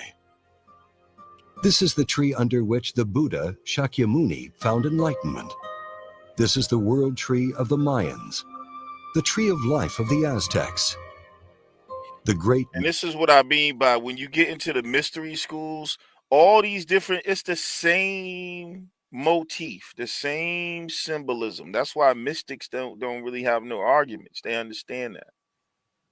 Nordic tree, Yggdrasil, that supports existence in its powerful boughs. In the mystical tradition of Judaism, the science of the tree of life is called Kabbalah. But this wisdom is universal and can be found in every great religious tradition, although it appears under many names. The science of the tree of life is a map of the universe and of the human soul. Just as the tree of life maps the macrocosmos, the expansive universe, so too does it map the microcosmos, man, the reflection of the universe. Thus the wise recommendation etched in stone above the entrance to the famous oracle of Delphi. Man, know thyself, and thou shalt know the universe and its gods. That's why mystics deal with believe that in order understanding the universe is to truly know yourself, because the self is actually the reflection, the microcosm of the universe. The better you get to know the inner workings of your own mind, your own body, and all of that, all those mysteries lie within us. The tree of life symbolizes the structure of the soul and the structure of creation. Its roots are in the highest realms, and its branches and leaves are all the worlds and the many beings that exist. This tree gives forth fruit, life, sustenance, and wisdom. In the Bible, Moses wrote that Adam and Eve were free to eat of the tree of life.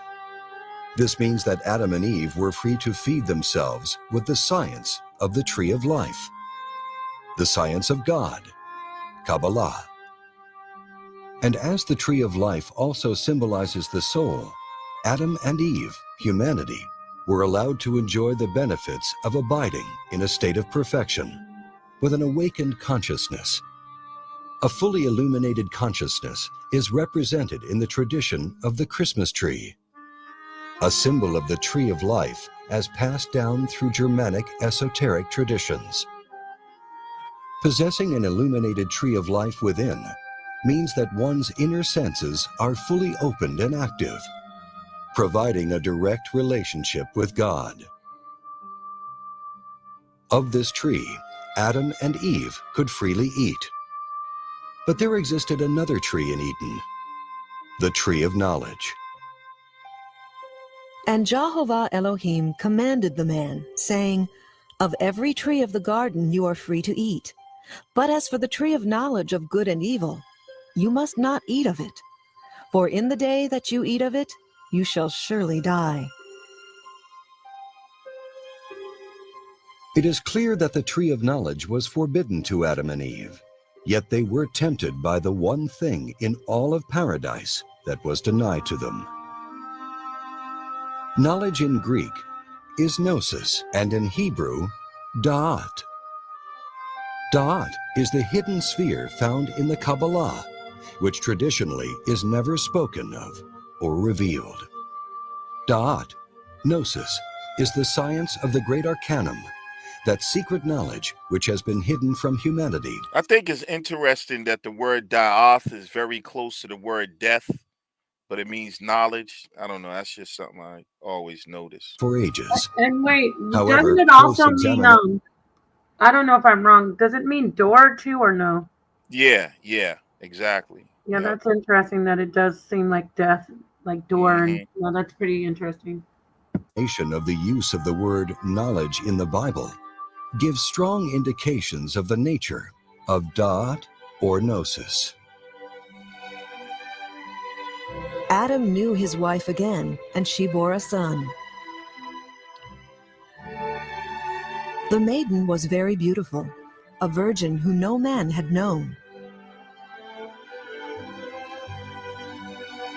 It is clear to the observant reader that knowledge in the Bible relates to sexuality. Hence, the tree of knowledge, da'at, gnosis. And that's a very part that people miss. You notice, like when Mary, she said, "I have not known a man," and when they use the word sex, they use the word know, knowledge, and sex, and people never really made that connection. It Yeah, I've says, actually heard that. and it actually says, remember Adam, it said, and he knew his wife, Eve, right? So there's a whole thing with knowledge and sexuality being compared here. Is a direct reference to sexuality. What then is the purpose of this reference to sex and its role in the fate of Adam and Eve?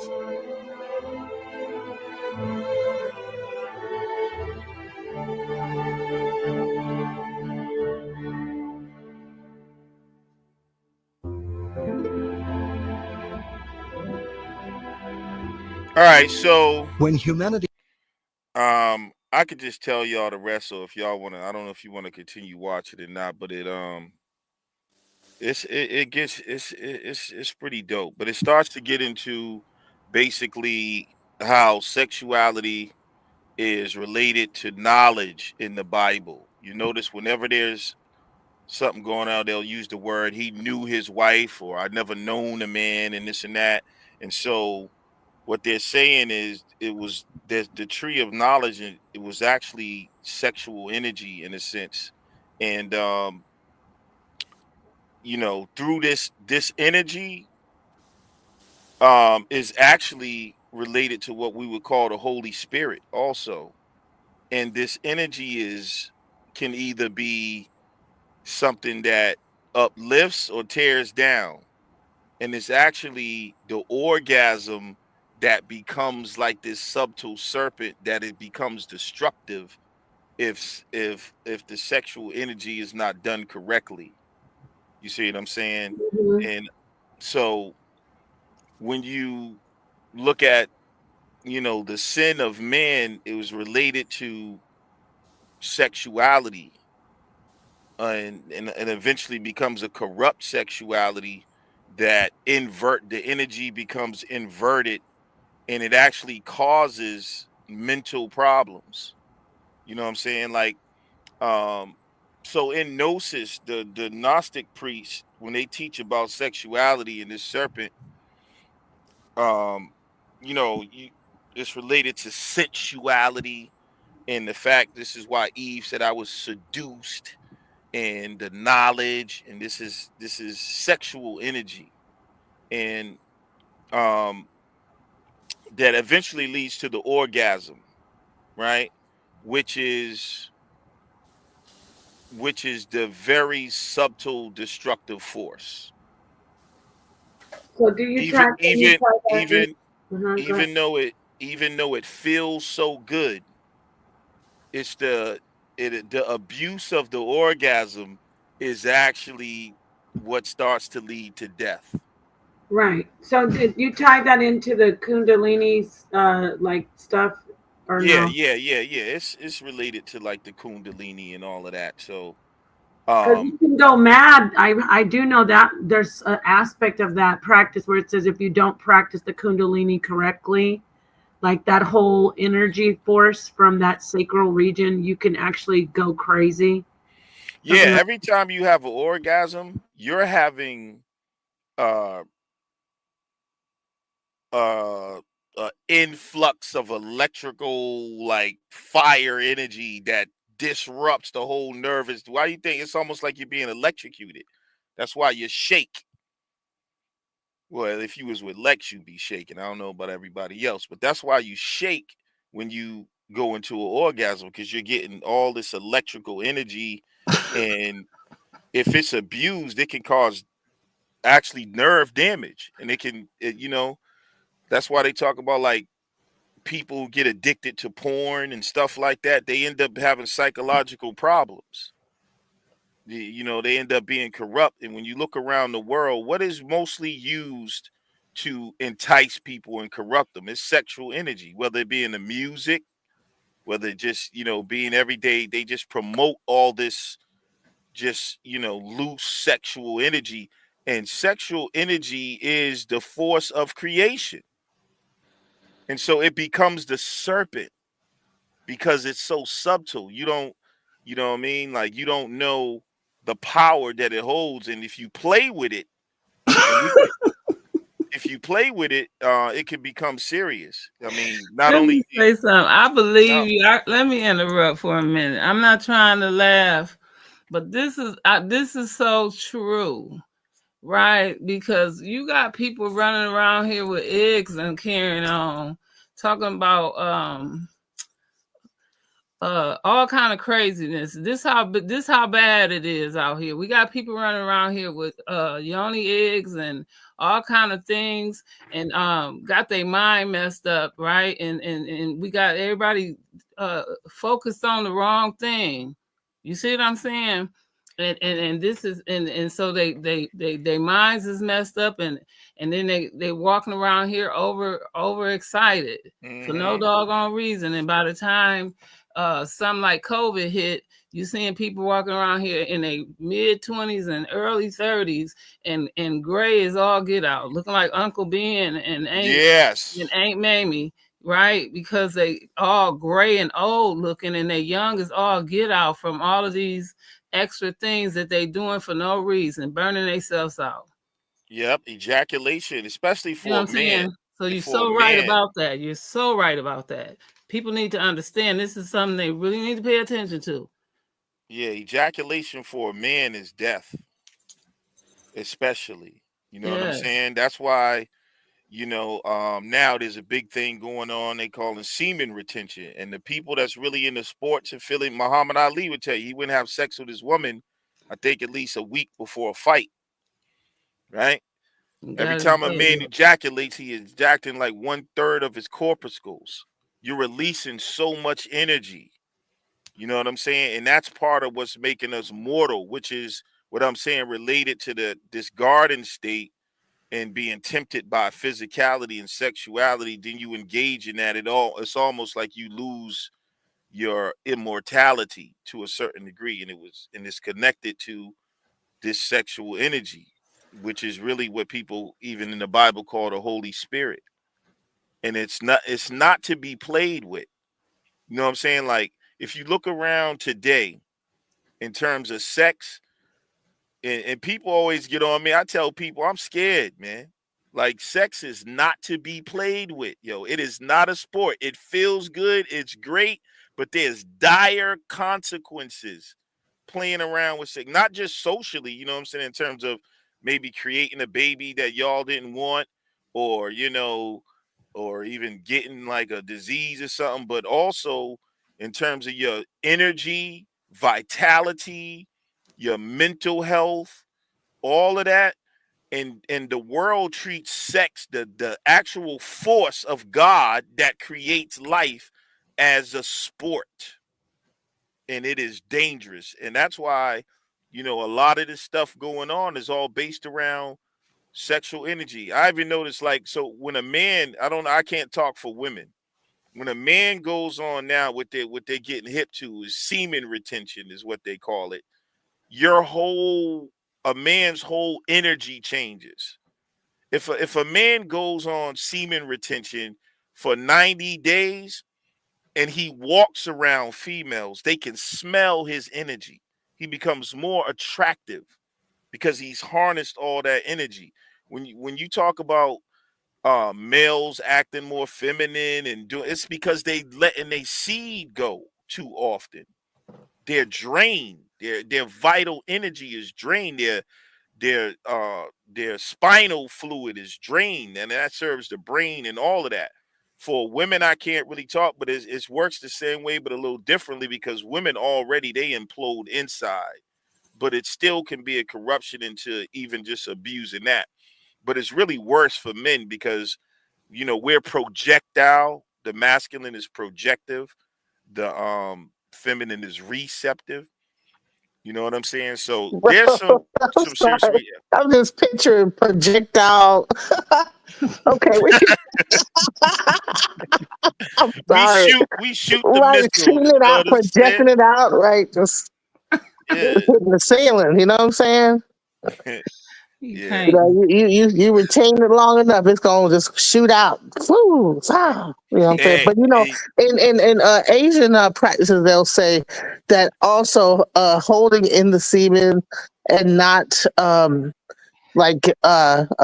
releasing it allows you to, even when you actually have a child, have a better um offspring, so that you're not mm-hmm, just so you're saving, so you're building up your chi, and then or key, and then mm-hmm. and then when you do finally release it, you'll have a better chance of like some of the better sperm, coming out. You know what I'm saying? So some of the you know other stuff.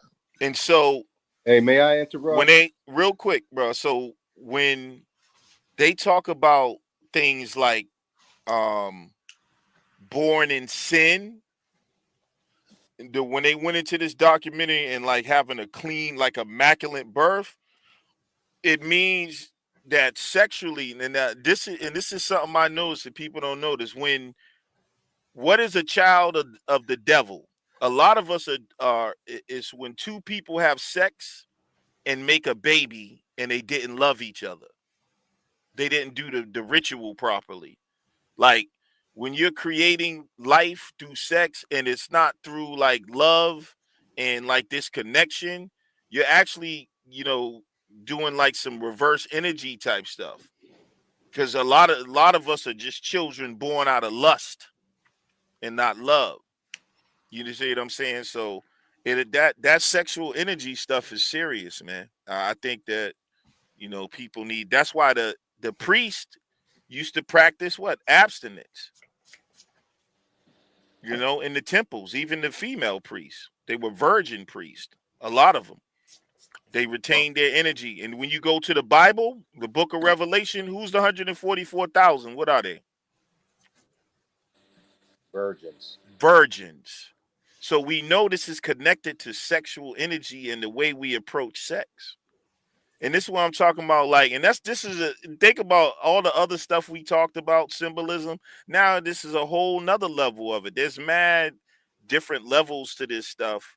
And it's not just one thing. You know what I'm saying? There's a whole bunch of stuff that was put in here. So you got the 144,000 virgins. You got concepts of immaculate birth, clean birth and conception. And then when you look at the serpent in the garden with Eden, we can see this is sexual energy. It's the temptation of sexual energy. The word knowledge, the word beguile, seduced, knowledge. You know what I'm saying? When he said, real quick, when he said, do not touch it, what's the word for touch in Hebrew?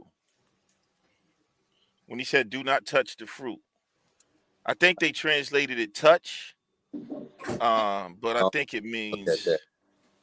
means the word touch is, let me tell y'all real quick. Let me get it real quick. It's naga, right?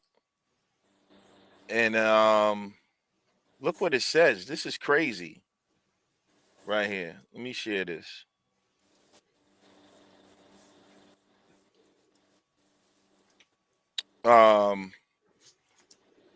Do not touch. It says, reach, bring near, smite, nigh, plague, happen of strike, beaten, reach up, brought down, join, get up, to touch, reach, strike, to be stricken, to be defeated, to cause to touch, reach, approach, arrive, to cause to touch, apply, to befall of fate. A primitive root to touch, to lay the hand upon for any purpose. Use for look at this, y'all. It says it right here. Euphemistically, to lie with a woman. By implication, to reach, to arrive, acquire, violently, to strike. But euphemistically basically means symbolically, esoterically, to lie with a woman. What is that even doing in there? Let me add something real quickly, and I Mm-hmm. appreciate you bringing this information on.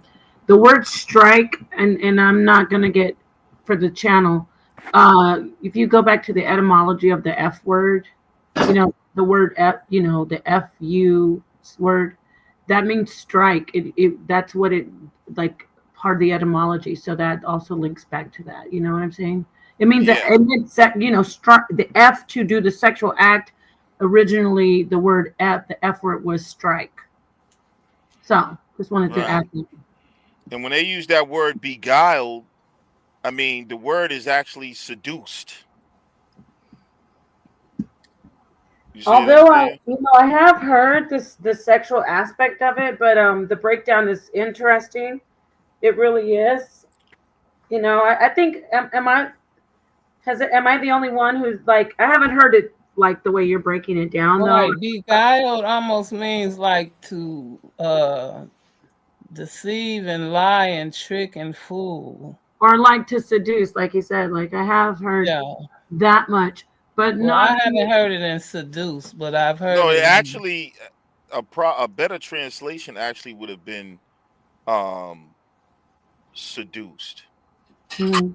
Somebody told me this. I have a friend. She actually is I'll show no you right longer here. she's was a Hebrew, and now she's Look, doing like a Rasta, but she says that she thinks that sex, yeah, you the see this? have Nashar, you primitive have root to you heard lead. that where they say they think that the serpent had sex with Eve? Have you Yeah, heard that? yeah, that's what's being explained here. But I mean, if you just take it, if we go to the physical and literal, we can say that the serpent and Eve had sex, and that's where Cain comes from. But look, Yeah, it I heard says that before. Yeah. to lead astray, to delude or morally, to seduce. You see what I'm saying? So seduction is definitely a part of that thing. And when you look at for instance, by the way, if you look at Cain and Abel, right? Look what it says. Um and Eve, uh let me see right here.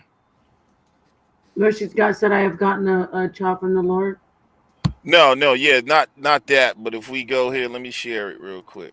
Um You do know Genesis 4 is talking about Adam having intimacy with his own wife. Right. Oh. Well, if you look here, this is where the whole serpent seed doctrine came from, because Adam and Eve are, and so we're looking at something Eve did that happened, but she produces two different things. It's just like Jacob and Esau. So if you look here, it says, and Adam knew his wife Eve, and she conceived and bare Cain, and said, I've gotten a man from the Lord. And but what does it say here? And she again bare his brother Abel, and Abel was a keeper of the sheep, but Cain a tiller of the ground. Right now, let me show you Mhm. something. Cain and Abel are twins. When it says, and she again, because people always assume this happened later. Remember, it's look, more, again, add, increase, also, exceed, put forth, henceforth, continue. Look, to add, increase, do again. So after she gave birth to Abel, she continued and gave birth to Cain. So to cause, to add, to increase, and if you go deep into the word, you see it means continued, right? So then the question becomes, and this is where the serpent seed doctrine came from, how we can take the spiritual to the physical, right? um and why, um how they used to explain it as something called super, a woman can be pregnant by two different men. Yeah, heteropaternal It's called superfecundation. superfecundation, right? Yeah. Hmm. And so when we look at now Adam and Eve, I mean Cain and Abel, they have the same mother, and supposedly, if you just read the story without looking deep, the same father, but they have two different lineages and two different natures. Yeah, And so this is where the concept, when Eve engaged in this thing, she was seduced. We can see the sexual nature of it all. And then she gives birth to two sons, and she has twins, but one of them is different from the other. Now you're also dealing with the high and lower self, and the this whole duality of, the whole uh good guy, bad guy duality of the universe. This is Jacob and Esau, Cain and Abel, Osiris and Set, Jesus and Satan. You know what I'm saying? It's the same motifs. But this is where there's legitimacy to the serpent seed claim, because a lot of people don't know that Cain and Abel were twins, just like Jacob and Esau. That's the same story being told over. Cain and Abel, Jacob and Esau, same story. You forgot it's also Zara and was it Ferris? Yeah, yeah, yep. So yeah, Cain was, and that's where you get into this whole, these two different ones. Now, which one is good and evil is up to interpretation, because you know what I'm saying, according to a lot of Gnostic view, it was Cain. He was called evil because he begins to awaken his consciousness. They say it's rebellion in the Bible, right? Like when God comes and says to Cain, um what's going on, man? Where's your brother? And Cain says, where am I my brother's keeper? And he's questioning and being sarcastic. You know what I'm saying? And this is seen as rebellion, though. But from a Gnostic view, Cain is awakening. What He's about kind. the murder though? How do they explain the way that murder?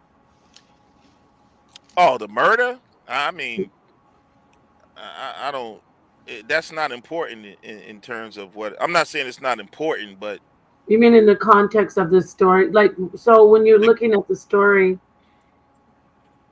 and you see he did it, is it supposed to be seen as him like not being a twin, but that's actually his like other like another aspect of him, or what? I'm no, asking. he's no, he's a twin, but he's seen as the child of, of the serpent, or whichever one. But the point I'm making is that Cain is starting to question the authority Right. when he says, am I my brother's keeper? And you'll notice this, there's this theme And this is how we've been made the slaves. If you talk to like the brother talking, you got to serve something. You got to obey God and all this stuff. And this goes back to even the knowledge of the tree, where you eat something, or you become aware, and then you start to question authority or question the. It's just like even a child. A child, after a while, you gotta come correct, because they're gonna start looking at you like a hypocrite. Wait a minute, mama. What are you Mhm. telling me not to do this? Hold up, why are you? You know what I'm saying? So they become aware, and so this is kind of the esoteric teaching around Cain. He's questioning God, like questioning what he's saying. You know what So I we're mean? gonna have to do a part 2 and 3 of this because it's getting kind of late. I'm getting kind of sleepy. Yeah, Yeah. this was really good. Yeah, we can do a part 2 because I was about to go into some. I wanted to show you Lex some thing that I was looking at a while ago about the I'm name. sorry for boring you to death, No, DJ. this was not. No, this was not. This isn't boring. We're not It's bored with funny. this kind of stuff. No, but Yeah. it is 4. We're going on 4 hours, and Oh yeah. But you just this came was out good to close randomly in out the with this. middle of it. That was just kind of rude. Actually, But in her uh, defense, uh, she was texting me saying she was gonna go, and I said no, come in and just let's close out. uh, So that's but yeah, man. Yeah, it's a good show, man. Peace. I enjoyed it, man. Yeah, we gotta talk about it more. Sorry, But I got some more energy. cut you off. I'm in bed right now. I can't even. You know what I'm saying? I'm laying down. all right. Peace, Flex. That was a very interesting breakdown. Adding another level, the mature the mature factor of it, where he brought in where people have entertained that before, right? But I haven't heard it broken down about the sexual thing. I like talking about this kind of stuff. Thank you so much to everybody who joined. I mean, we don't all have to agree, but I like that we can sit and listen, and it sparks our thought. Let me go around Genesis if you wanna go. Let me start with this sister Sakina Ra, and then we'll go to our brother Darnell Gabriel, who gave us some very interesting aspects as well. Adam is the serpent. Okay, I'm interested in all of it, to be honest. Yes. So let's go. Thank you again Thank you, for Queen. having me so Yeah, thank much. you. I love you. Thank you. Yes, I'm sorry I came in late, but I appreciate y'all having me. This great input so much. Right, Listen, it's pretty good. yes, we're building. I gotta go watch that whole little documentary that he was showing us. Yes, and Darnell, you keep throwing them bricks. You hear me? 'Cause it's adding. It's honestly adding, right? Because what they say, what is it? It's power in numbers, right? We know that. Yeah, I do sound exhausted. I'm glad you heard that. I'm gonna have to do something about my voice. Your voice is perfect. Wow. Yes, but it's power in numbers. They say, together we stand and divided we fall. Oh, Right? speaking of perfect, you gotta do a little outro for us. Oh. Sing a little outro. Y'all didn't know she's free. I don't. This. But I had a song yesterday and I forgot what it was. Whatever they was talking about, I had a song because it was so needed, and I was just gonna really bust in on it. And I forgot what it was. I could have busted today. Okay, well next time I won't catch you off guard. Yeah, thanks, Lex. This was a good build. I appreciated it. I do. Yes, Lex be going in. Right, I be having questions Like too. we're all going in. No, just kidding. Go ahead. I'm doing crazy sleepy stuff. Go ahead. I'm sorry.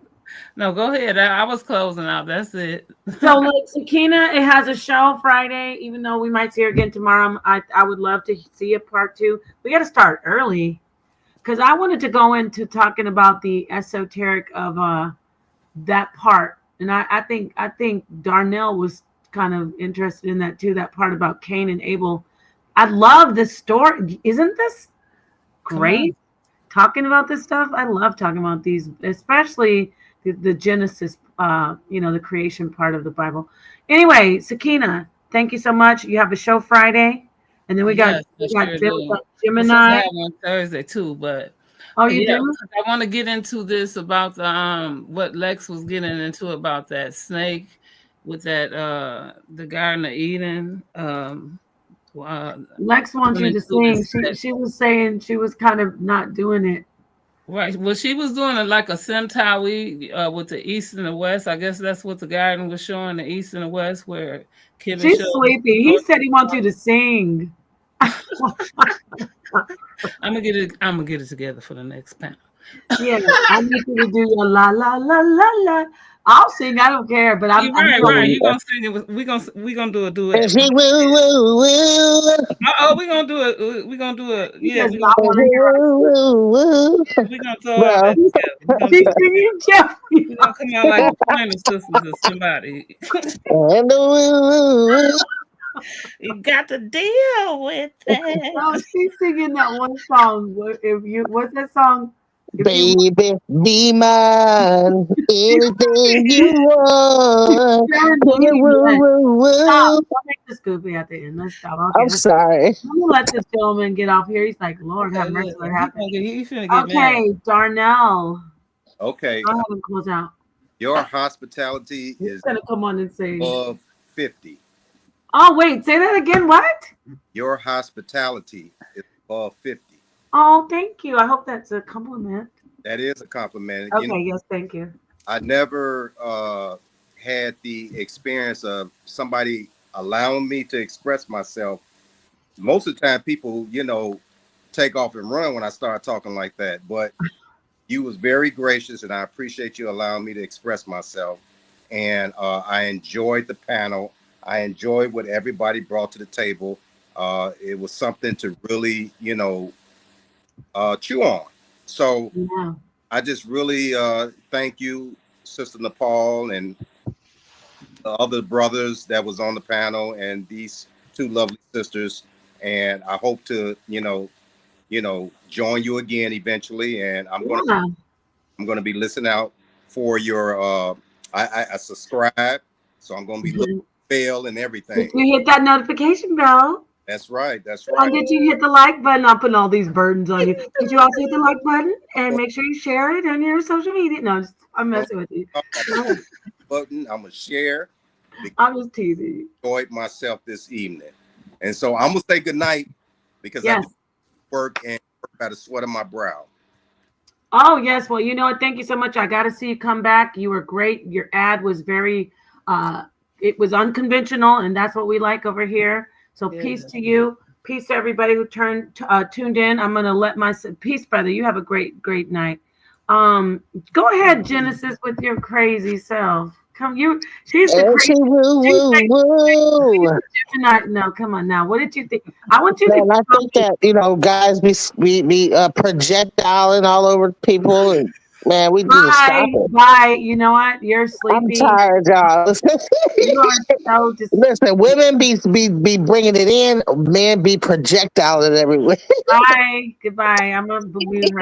No, but it was interesting. We're kind of we're slap happy, but it was definitely a great build, and we But kept listen, it classy. We kept it. Adam and Eve that's a good story, but I think we just need to go a little deeper. And we cannot be afraid to use other doctrines and to learn other things. We get so stuck on the same little book. And honey, I've been reading the book. I've been listening to the Book of Jubilees, and there's other books out there. Why are we only stuck on that one book, bro? Read some other books. Did you know there's actually 66 books in the one, just the canon version of the Bible? There's 66 books in there. Then we have the apocryphal books, and then you're doing the what is it? The pseudo stuff. Which you know what if I had to. But how do you call one thing pseudo and everything else sounds pseudo too? No, but I'm saying, like, when I say pseudo, you're right. They're all listen. Only thing I take issue with is the Book of Jasher. Jubilees, I'm kind of like meh, but the Book of Enoch, I really enjoyed that one. Out of the honey, there's a lot of stuff. And those apocryphal books, you guys, I'm kind of sleepy. Those are apocryphal books, right? I don't know. I never even knew there was a thing called the Book of Jubilees. I was, you know what, child. You thought it was like a dessert like Jubilee. I didn't know like in the Bibles I had, they didn't have the Book of Jubilee in there. Was there a Book of Jubilee? No, it's not in the Bible. I don't remember. Yeah, I didn't grow up hearing about that. So I'm like, what's this? So even Enoch wasn't up in there. So now I'm trying to figure out where did all these extra books come from. You know what I'm saying? Oh yeah, So Enoch isn't in there either. so it makes me look and say, well, dang, it sounds like that somebody was in control of what books showed up and didn't show out in the book in the Bible. Nicene. We got some studying to do. Well, I knew about the Council of Nicene, but I didn't know that they take out the book of. Well, I don't know. So here's the thing: is that oh, you gotta get wait, Sakina. She has to. We gotta go into Lex. You gotta join us again and talk about the Kabbalah. We might be able to even do like something that will be really boring, but we can do it because this is for the darkest minds of the light. Yes, right. I see that. We could go and just do a read, like take a couple of points out of the Kabbalah. Of course, Lex can come in, but I'm actually I'm practicing my non-ego thingy because Alexa was talking about ego. I'm taking a back seat and trying to learn from everybody and not just trying to be like, oh, I know that too. Let me. I totally want to learn about the Kabbalah. I think there's probably even more better to come together and because everybody got so stuck on that one, the Torah and the New Testament and all this other stuff. It's like so many different things out there. Why not teach other stuff so people can know what it is? Well, some people can't. To be honest, though, Friday instead of let's see if I can put something together and do the first open up into the first one of the first lessons in the Kabbalah and I might you're gonna teach the Kabbalah on your channel? Oh, okay. That's right, and break the first one, the first you're doing good. 2 PowerPoints so we can really get into it because it's a journey, but it's you really got to separate yourself and get into it. So you're gonna have to let some things go, right? So you study the Kabbalah? Well, yeah, I have. Okay, awesome. So once you do something, it's once you involve yourself into it, it's becomes something that you naturally do after that. Do you know what I'm saying? And so once you do it, then you don't have to worry about if you don't have to. It's like turning off the stove or washing your face and brushing your. Do you see what I'm saying? Once you get through the Kabbalah, then it's like the Serenity Prayer. Have y'all know about the Serenity? Oh yeah, the Serenity the thing I cannot change. Yeah. Right. So you're relating that to the Kabbalah. Okay. It's right because it's in the Kabbalah, but it came out of the Kabbalah and then the Serenity Prayer is in the. Exactly. I didn't know that. Is it in the Kabbalah? Yes, and so you'll find that out. I did not know that. And then you'll find something else related in the Kabbalah called the footsteps in the sand. Have you heard let me remind the footsteps in the sand? Yeah, so you'll find something in the Kabbalah that's related to that same story. I know I'm reacting wild, but I'm trying to think like. Right. So once you step outside of this, it's a mindset. So remember when I say you got so many doors open, you got to close all of them. I'm learning. Get there. You see learning. What I'm saying? So this is what we're talking about. So I'm gonna try to put something together. Do that for Friday, so when we get there, because it's a lot. When we say you're a mother, you're wearing a lot of caps. You're a father, you're wearing a lot of caps. You got a lot of things going on. We got to walk through this, okay? And so this is what we're gonna do. And so I'm going to try to put this together. It's probably going to take 2 shows to do the first part, but then I got Lex, right? And Lex probably will go super deep for y'all. And that's fine too, right? But again, we're going to walk through it. Beautiful. I love it. And so let's find out what time it's going to be. We might do another show tomorrow. Try to just keep this going regularly.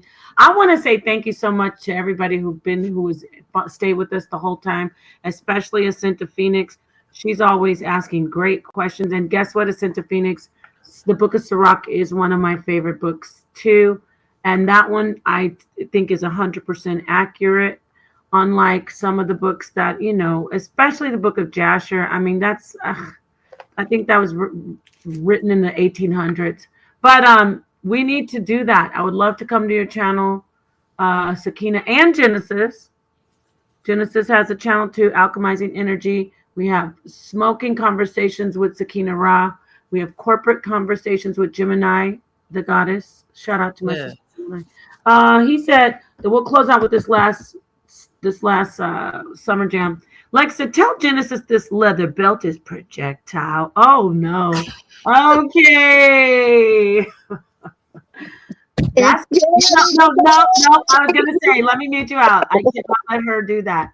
That is esoteric, though. That's arcane. Okay, peace, everybody. Go to sleep, or get some rest or whatever. Go ahead, say what you need to say, but don't say anything nasty because you're gonna ruin the stream. I'm not fixing to say something nasty. Yes, you are. You're a naughty girl. Right. Peace, everybody. Peace, Hey. peace, Lex. Peace. You know I'll you.